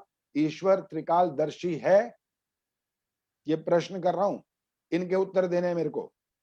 आत्मा परमात्मा का अंश है, मुक्ति से जीव पुनः जगत में आता है, मृत्यु निश्चित होती है, ईश्वर इच्छा करता है, ईश्वर अवतार क्यों नहीं लेता। बहुत सारी बातें हैं जो वैदिक मान्यताओं को जो हम जो समझना चाहते हैं बची हुई हैं, भी समाप्त नहीं हुई हैं। और सत्यार प्रकाश जो व्यक्ति अच्छे से पढ़ लेता है ना, उसके अंदर ज्ञान का प्रकाश हो जाता है। वास्तव में सत्य के अर्थ का प्रकाश का अर्थ है ज्ञान का प्रकाश हो जाना। तो इन्हीं शब्दों के साथ मैं आप सभी का हृदय से आभार और धन्यवाद प्रकट करते हुए अपनी वाणी को विराम देता हूं। जबकि मैं भजन भी कोशिश करता था, चाह रहा था कि भजन भी कहूं, लेकिन समय शायद इजाजत नहीं दे रहा, इसलिए मैं भजन नहीं कह रहा हूं। बहुत बहुत धन्यवाद आचार्य जी आप आपका। सभी का बहुत बहुत धन्यवाद। तो धन्यवाद आचार्य जी आपका। आपने इतनी सुंदर व्याख्या की, और आज तो मैंने आपके एक एक पॉइंट्स लिखे कि मुझे भी कुछ ज्ञान मिल जाए आपसे। आप तो ज्ञान का भंडार है, तो मैं आपका हृदय से धन्यवाद करती हूँ कि आपने अपना कीमती समय दिया। बहुत बहुत धन्यवाद आपका। धन्यवाद संगीता जी।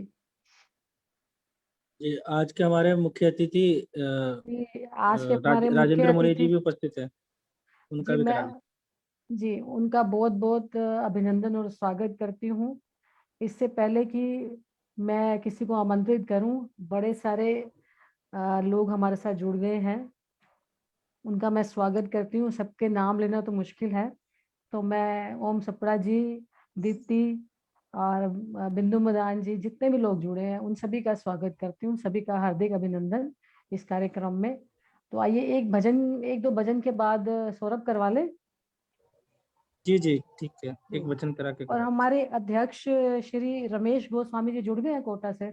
नहीं, वो रमेश गोस्वामी जी नहीं जुड़े हुए शायद अभी, मुख्य अतिथि जी जुड़े हुए हैं। चलिए, एक दो भजनों के बाद मैं आमंत्रित करती हूँ गाजियाबाद से विभा शर्मा जी को।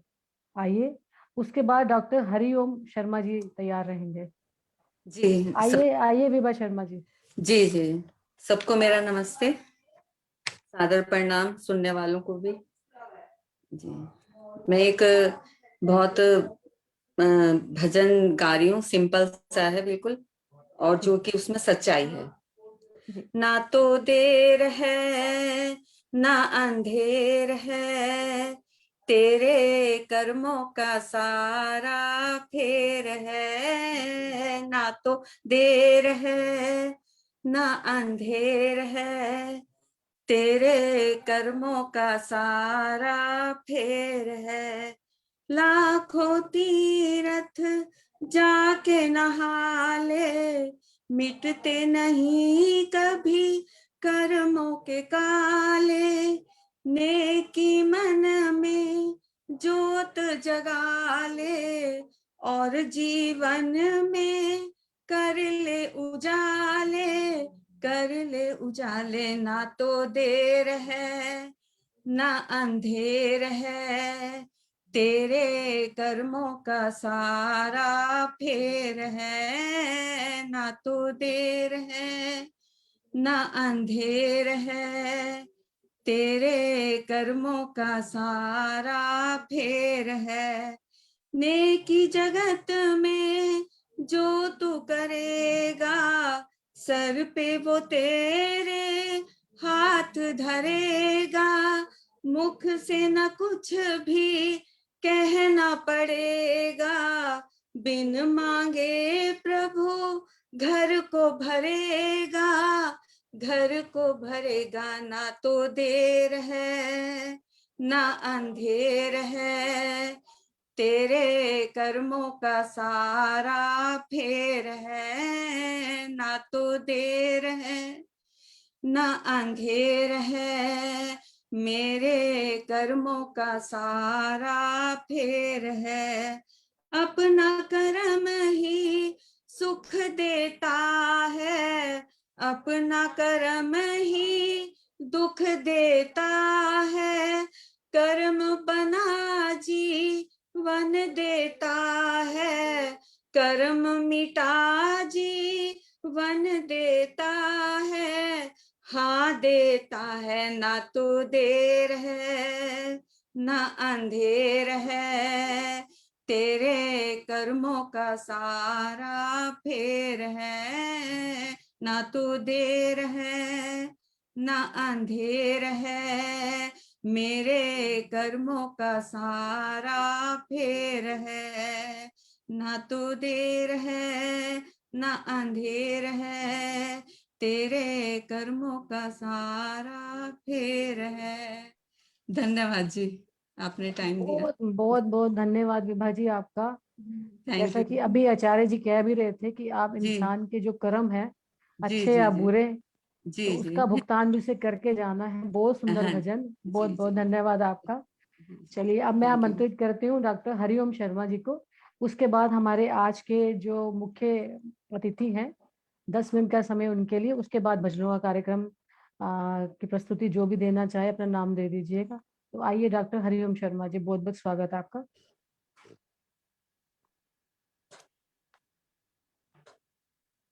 आपको बहुत बहुत धन्यवाद बहन जी। आप सबको नमस्ते, उपस्थित सभी श्रोतागणों को। मेरी आवाज आ रही है जी? जी आ रही है जी, बिल्कुल। ठीक है। मैं आपके समक्ष भजन तो प्रस्तुत नहीं करूंगा, लेकिन अपनी कविता आपके समक्ष प्रस्तुत करता हूँ। ये कविता वैसे मैंने टंकारा ऋषि बोधोत्सव के पर्व पर बनाई है। आशय आपको भी पसंद आएगी। स्तुति का एक मेरी छोटी है तो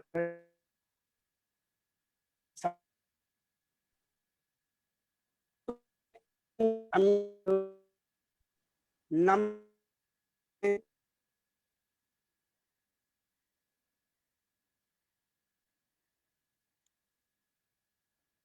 तुम्हारा ही वेदोद्धारक पतितोद्धारक ऋषिराज तुम्हें सौ सौ वंदन। जग के प्रतिपालक मातृमान का पाठ पढ़ाया अभिनंदन।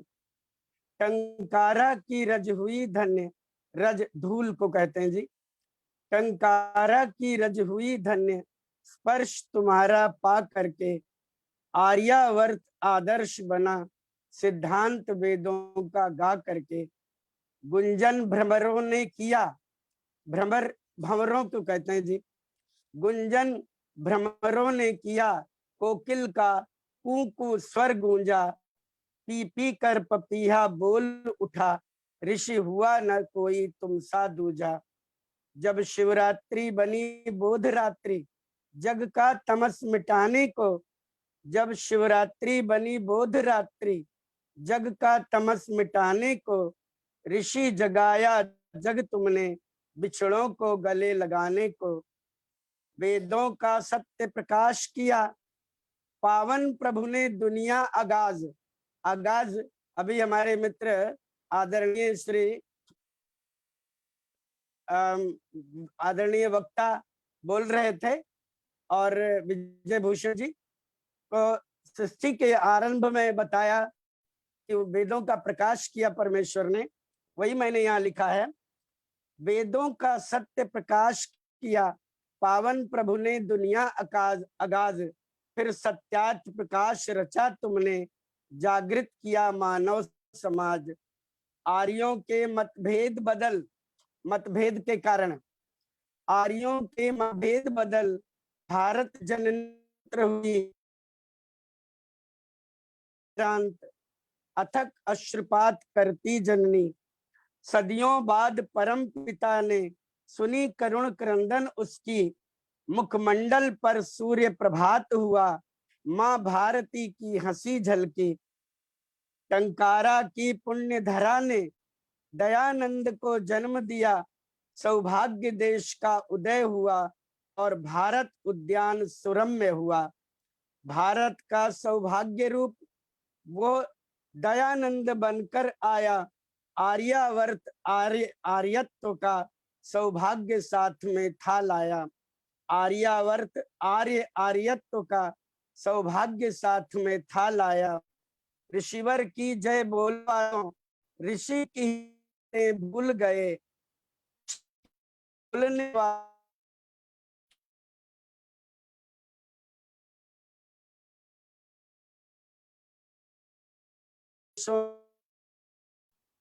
जग निहार रहा प्रतिपल, जग तुम्हें निहार रहा प्रतिपल। आर्य समाज के लिए कह रहे हैं, जग तुम्हें निहार रहा प्रतिपल, ले जीवन की अगणित आशाएं, संगठन सूक्त को अपनाओ और दूर करो सब विफलताएं। ऋषि दयानंद के सैनिक बनकर देश में धर्म प्रकाश करो, प्रथम आर्य बनो तुम खुद, फिर जग में वेद प्रकाश भरो। ऋषि दयानंद ऋषि जन्म स्थल टंकारा आकर बोध पर्व को अपनाओ, बैटरी चार्ज करो अपनी, परम लक्ष्य मुक्ति पाओ। बैटरी चार्ज करो अपनी, परम लक्ष्य मुक्ति पाओ। नमन तुम्हें अनिंद अमिट ज्योति टंकारा की, गाएं हम गुणगान सदैव तुम्हारा ही, गाएं हम गुणगान सदैव तुम्हारा ही। आपका बहुत बहुत धन्यवाद। हमारे आदरणीय भाई अनिल जी भी उपस्थित हो गए हैं, आप श्रोता बने। मैं आपका से बहुत हरिओम जी, बहुत बहुत धन्यवाद।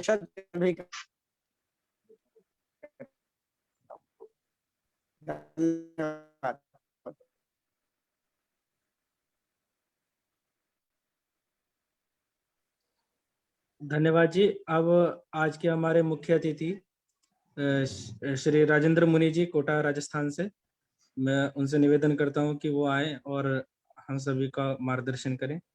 श्री राजेंद्र मुनि जी। धन्यवाद अनिल जी। आवाज आ रही है ना आप लोगों को? आ रही है, जा रही है। स्वागत है जी राजेंद्र मुनि जी कोटा राजस्थान से। ओम विश्वानि देव सवितुर्दुरितानि परासुव, यद भद्रम तन्न आसुव। ओ बंधुओं, सबसे पहले तो मैं अनिल आर्य जी को बधाई और धन्यवाद देना चाहूँगा कि उन्होंने इस प्रकार का आयोजन करके और हमें पूरी श्रृंखलाबद्ध वैदिक सिद्धांतों का ज्ञान करवा रहे हैं। और आज आचार्य जी ने जैसे सृष्टि क्रम और सृष्टि में मुर्गी हुई या अंडा हुआ पहले ये बताया, वास्तव में शायद आर्य समाज के लोगों को भी, उनसे भी बच्चे स्कूल में पूछते होंगे बच्चों जो आपस में कि भाई पहले मुर्गी हुई या अंडा, और इसका उत्तर सही नहीं दे पाते होंगे, हम भी उसमें परेशान हो जाते हो। तो ये एक सृष्टि क्रम बना करके और सत्यार्थ प्रकाश जो ऋषि दयानंद ने रचा, वो एक ऐसा अमर ग्रंथ कि मैं आप सभी से निवेदन करूंगा कि जिन्होंने भी उसे पढ़ा हो, बार बार पढ़ें, कई बार पढ़ें। हम अपने जीवन में कहते हैं हमारे पुराने पूर्वजों ने 17 बार पढ़ा और उसके बाद बताया कि मैं जब जब पढ़ता हूँ मुझे उसमें नई बातें मिलती हैं, नई चीज प्रतीत होती हैं। तो इसलिए हम भी उसको पूरी तरह से अपनाएं तो हमें वैदिक सिद्धांतों का जिससे पूरा ज्ञान हो, और दूसरे जितने मतवाद, पाखंडवाद सब फैला हुआ है उससे हम बचें। हम आर्य समाज के लोग भी बहुत से पाखंडों में, बहुत से इसमें फंसे हुए हैं। तो हम बिल्कुल दृढ़ रूप से, निश्चित रूप से पूरे वैदिक धर्म को अपनाएं और पूर्ण रूप से आर्य बनने का प्रयास करें, तो ही हम दूसरे को प्रभावित कर पाएंगे। अन्यथा ये कह करके, जैसे बहुत से कई बार हमारे विद्वान भी कह देते हैं कि ये भी अच्छा, वो भी अच्छा, तुम भी अच्छे, वो भी अच्छे, पर आचार्य जी ने जैसा आज मुसलमानों का क्रम में बताया कि भाई ऐसे सृष्टि जो उसके बाद पड़े रहते हैं, क्या होता होगा, तो वो वास्तव में ये बात है। और ये हमको ज्ञान प्राप्त होगा केवल और केवल सत्यार्थ प्रकाश पढ़कर। पाखंड कितना फैला हुआ है, मेरे ख्याल है स्वामी दयानंद के समय से भी ज्यादा पाखंड आज देश में फैल रहा है और बहुत से लोग शिकार हो रहे हैं। आज भी मैंने कई आर्यों को भी देखा कि जरा कोई छींक दे तो रुक जाते हैं, कहीं कोई बिल्ली रास्ता काट जाए तो वहीं खड़े हो जाते हैं। कई मतलब इस प्रकार के जो पाखंड है, जातियों से पाखंड, पक्षियों से पाखंड, और हमारे स्वास्थ्य की जो चीजें हैं उनसे भी पाखंड, गिनतियों से पाखंड, तो बहुत सी चीजें हैं जो बना हुआ है। हम इसको तभी दूर कर सकते हैं जब हमारे अंदर पूरी तरह से विश्वास हो कि जो ऋषि ने कहा है, जो ऋषि ने लिखा है सत्यार्थ प्रकाश में, जो कुछ भी है उसको हम पूर्ण रूप से अपने जीवन में धारण करें।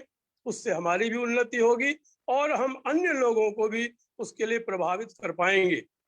यज्ञ जैसे ऋषि ने पंच महायज्ञ बताए थे पर मैं समझता हूं कि हम लोगों में ही शायद ही 30%, मैं शायद अधिक बोल रहा हूं, 20% मानिए, कि जिन्होंने पंच महायज्ञों को अपने जीवन में अपनाया हो।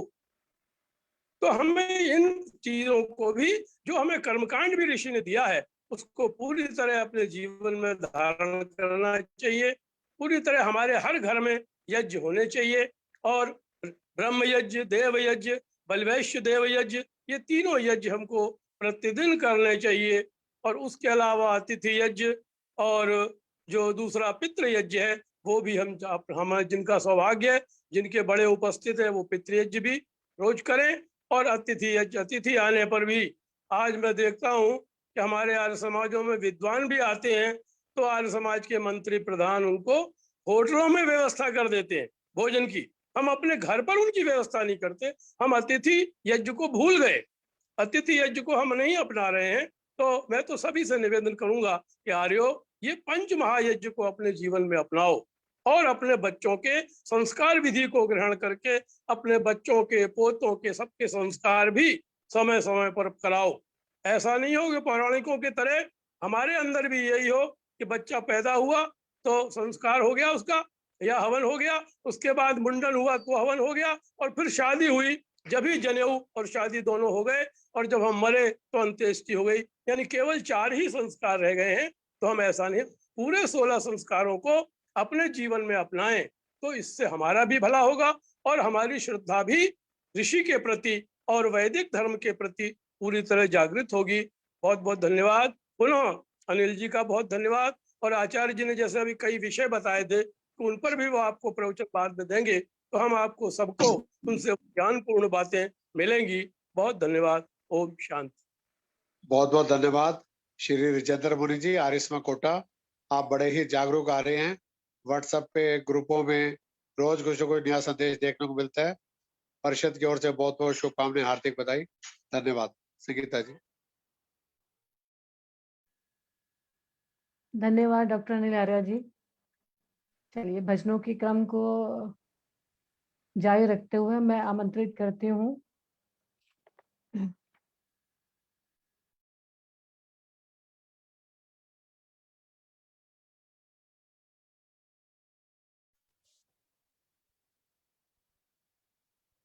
माफी चाहूंगी, भजनों के क्रम को मैं जारी रखते हुए मैं बुलाना चाहूंगी, आमंत्रित करती हूँ रमा जी को रोहतक से, वो आए और अपना भजन प्रस्तुत कर रहे हैं। उसके बाद दीप्ति जी और परवीना ठक्कर जी तैयार रहें और लवली कटारिया जी भी। आइए रमा जी। संगीता जी क्षमा होगा। रमा जी, संगीता रमा जी रोहतक से आइए, अपने भजन की प्रस्तुति दीजिए। हेलो संगीता जी। हाँ जी हाँ जी हाँ जी। समय होगा तो मुझे दे देना। जी जी ठीक है।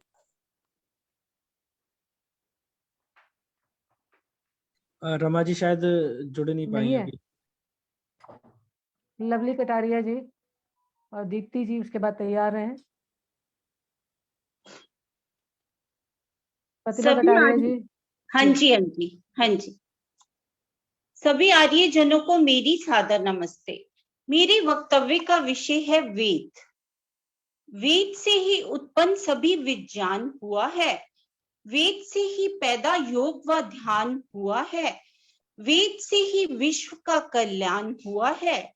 हर सत्य विद्या का इससे दान हुआ है। वास्तविक जीवन जीने की कला वेद में है। मनुष्य क्या प्राणी का मात्र का भला वेद में है।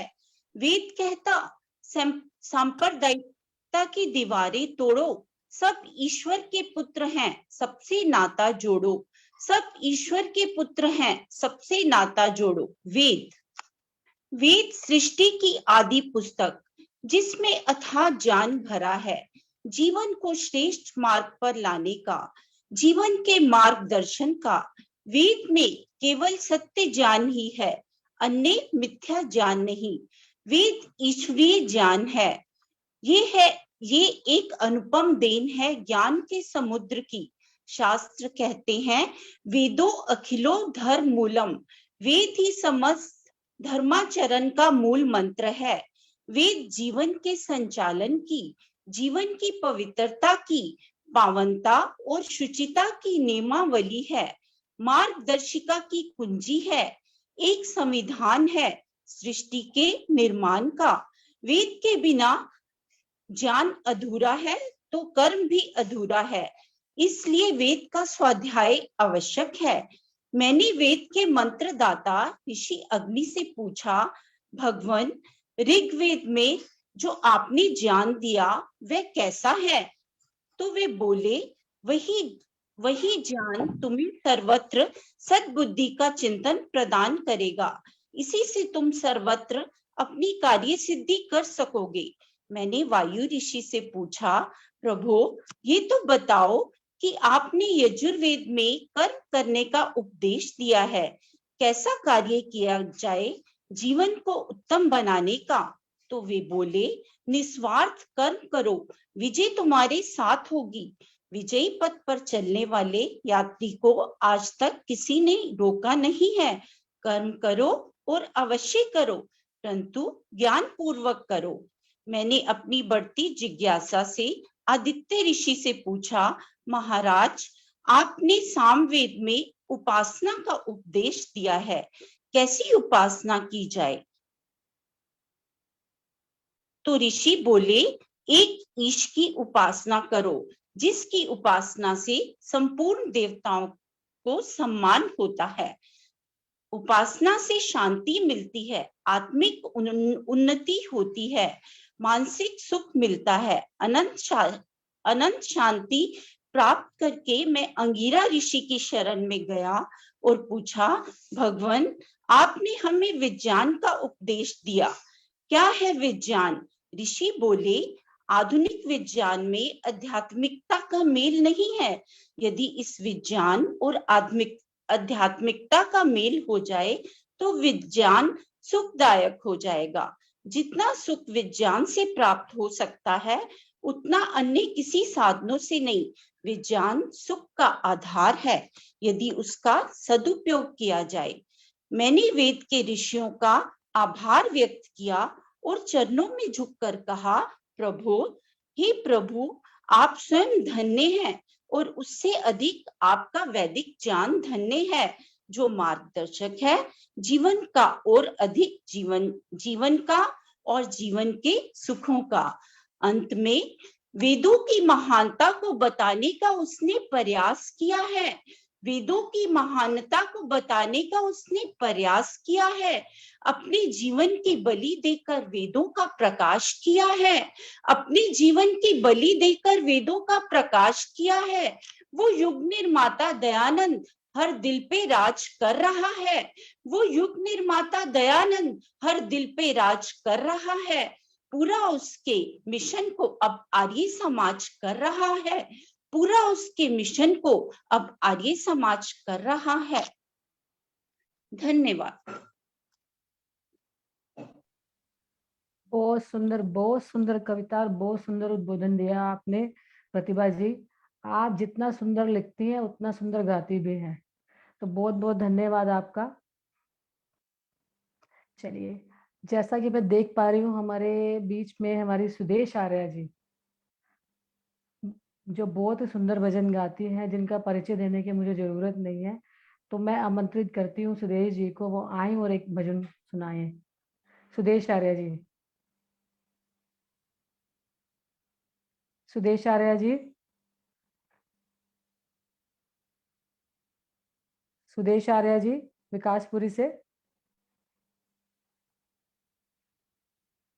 सौरभ सुदेश जी है नहीं क्या?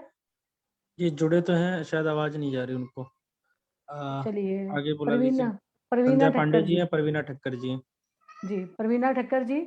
सभी को सादर नमस्ते जी।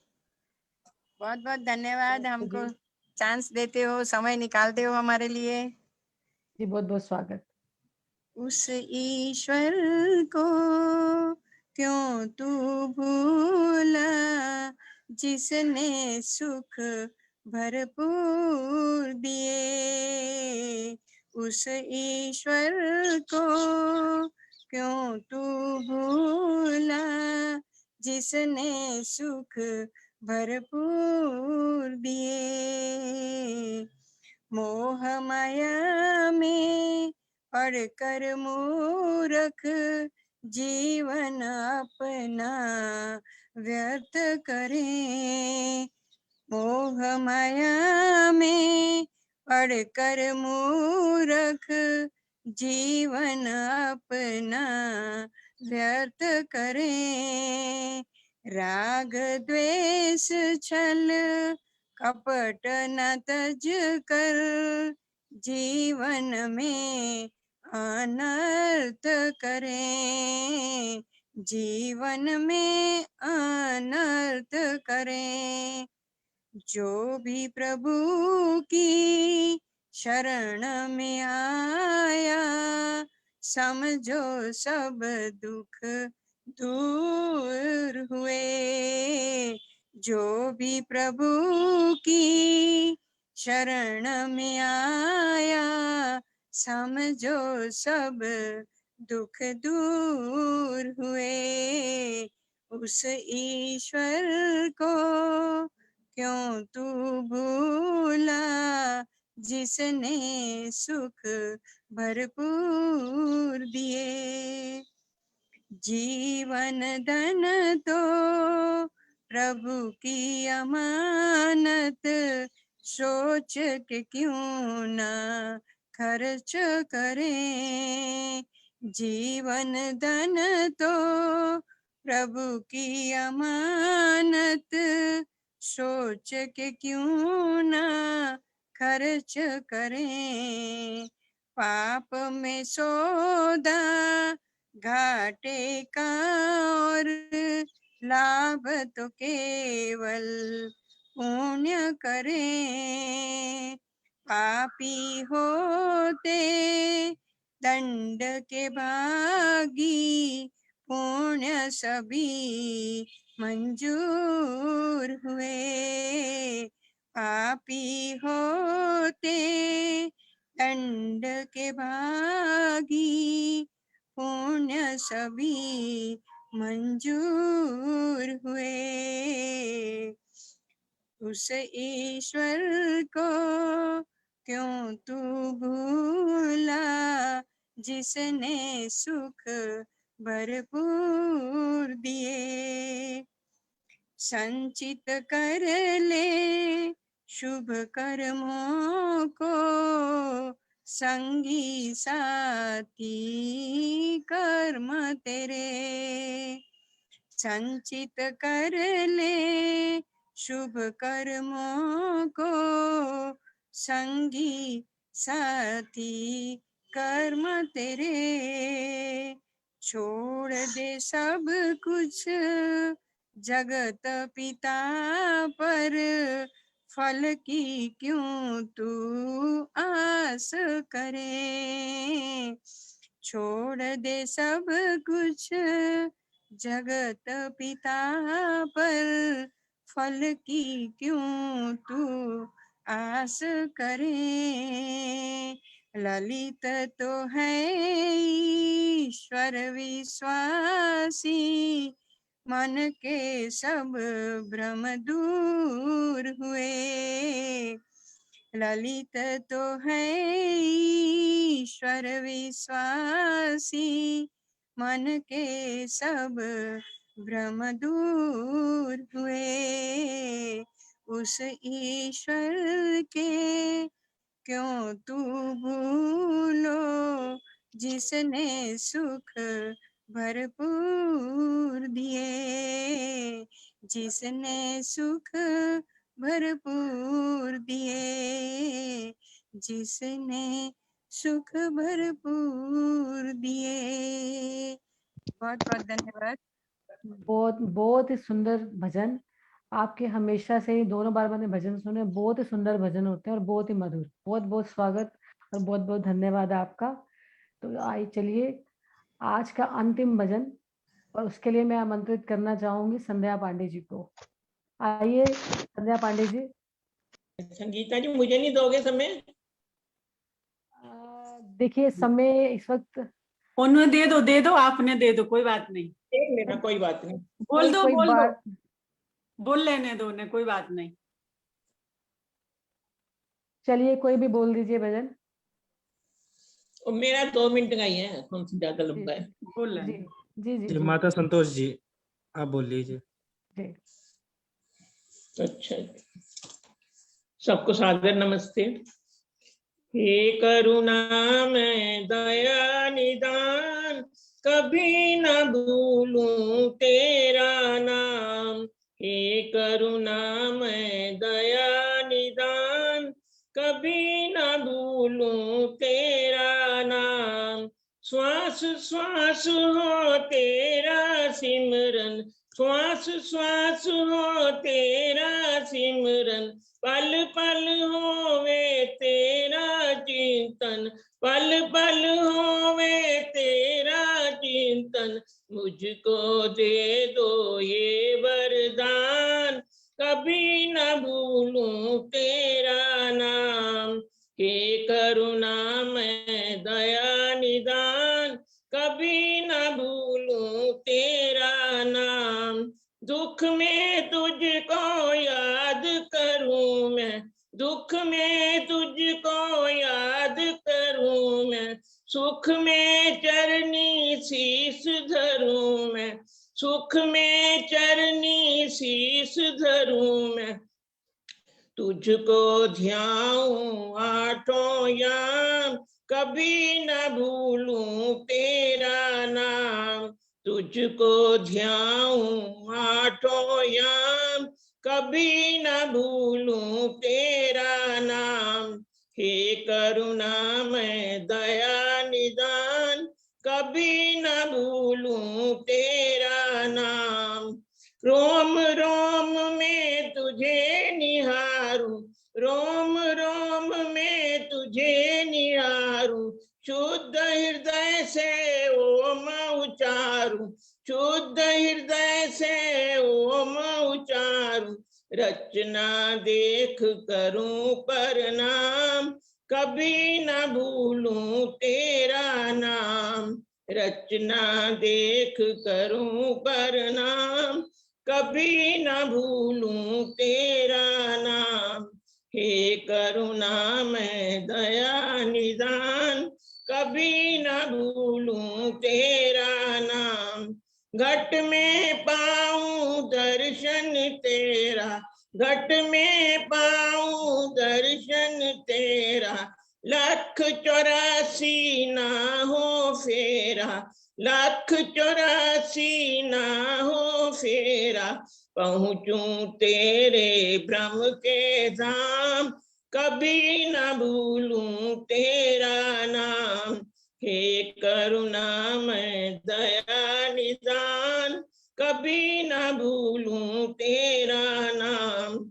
हे करुणामय दया निदान, कभी ना भूलूं तेरा नाम।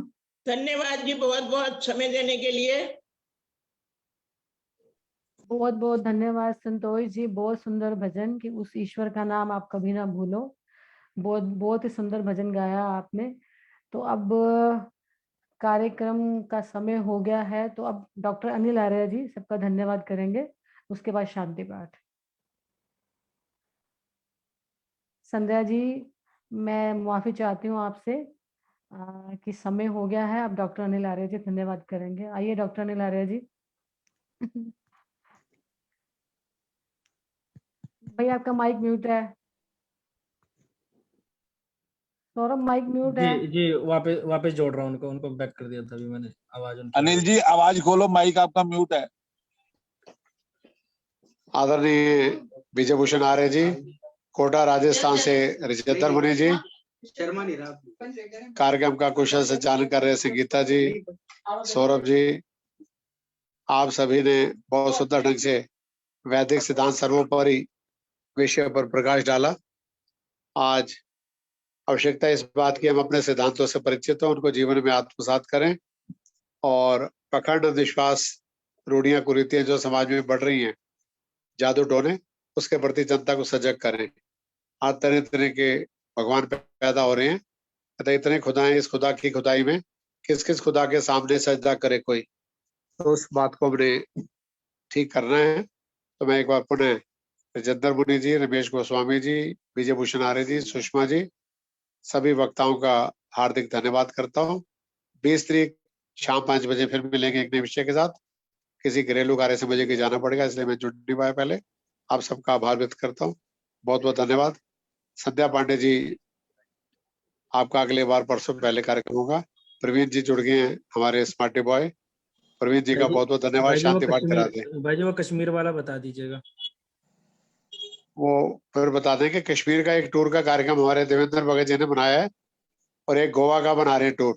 पिछले साल हम थाईलैंड का टूर ले गए थे, लोग याद रखते हैं। फिर एक टूर टंकारा का ले गए थे, गुजरात घूमने का पूरा 10 दिन का कार्यक्रम था। अब कश्मीर का मार्च में और गोवा का 2 टूर बना रहे हैं। सौरभ जी उसको कार्यक्रम को इसके नीचे डाल देंगे, आप विस्तृत जानकारी ले लें। जो कश्मीर घूमना चाहते हैं उसमें देवेंद्र भगत जी जाएंगे, गोवा वाले टूर में मैं भी परिवार जाऊंगा। तो आप बनाइए, बहुत वेबिनार हो गए, थोड़ा घूम फिर के भी आए। 1 साल से निकले नहीं, हम निकले बाहर। ठीक है जी, आपको सौरभ जी अभी भेज देंगे थोड़ी देर में सभी को कार्यक्रम। डेट क्या रहेगी? प्रवीण जी शांति पाठ कराओ, स्मार्ट लग रहे हो। हाँ जी, हाँ जी, 22 से 26 मार्च रहेगा जी डेट। अभी सौरभ जी 10 मिनट में आपको भेज रहे हैं। कार्यक्रम के बाद कार्ड एक बन गया कश्मीर का, कल गोवा का भी आ जाएगा। गोवा मैं जाऊंगा, देवेंद्र भगत जी कश्मीर जाएंगे, ड्यूटी बांट ली है। तो मैं कभी 10-11 22 मार्च को साल हो जाएगा पूरा, तो थोड़ा बाहर निकले, घूमे फिरें, हवा देखें, बाहर दुनिया कैसी है। तो सब घूमने का कार्यक्रम बनाए, एंजॉय करें। आइए प्रवीण जी, संगीता जी, सौरभ जी का धन्यवाद। उपस्थित धर्म प्रेमी सज्जनों, मातृशक्ति, बहुत ही सुंदर कार्यक्रम चल रहा था और सुनकर मन प्रसन्न हो गया, जिसमें ज्ञान विज्ञान की बहुत सारी बातें सुनने को मिली। सृष्टि कैसे उत्पन्न हुई, तो इसके लिए मैं सभी का हृदय की गहराइयों से आभार व्यक्त करता हूं और आशा करता हूं कि जब जब भी आपको ऐसे वेबिनारों की सूचना मिलेगी, आप इसी प्रकार अपना स्नेह बनाते हुए जुड़ेंगे। धन्यवाद। और शांति पाठ के साथ ये सभा यहाँ संपन्न होगी।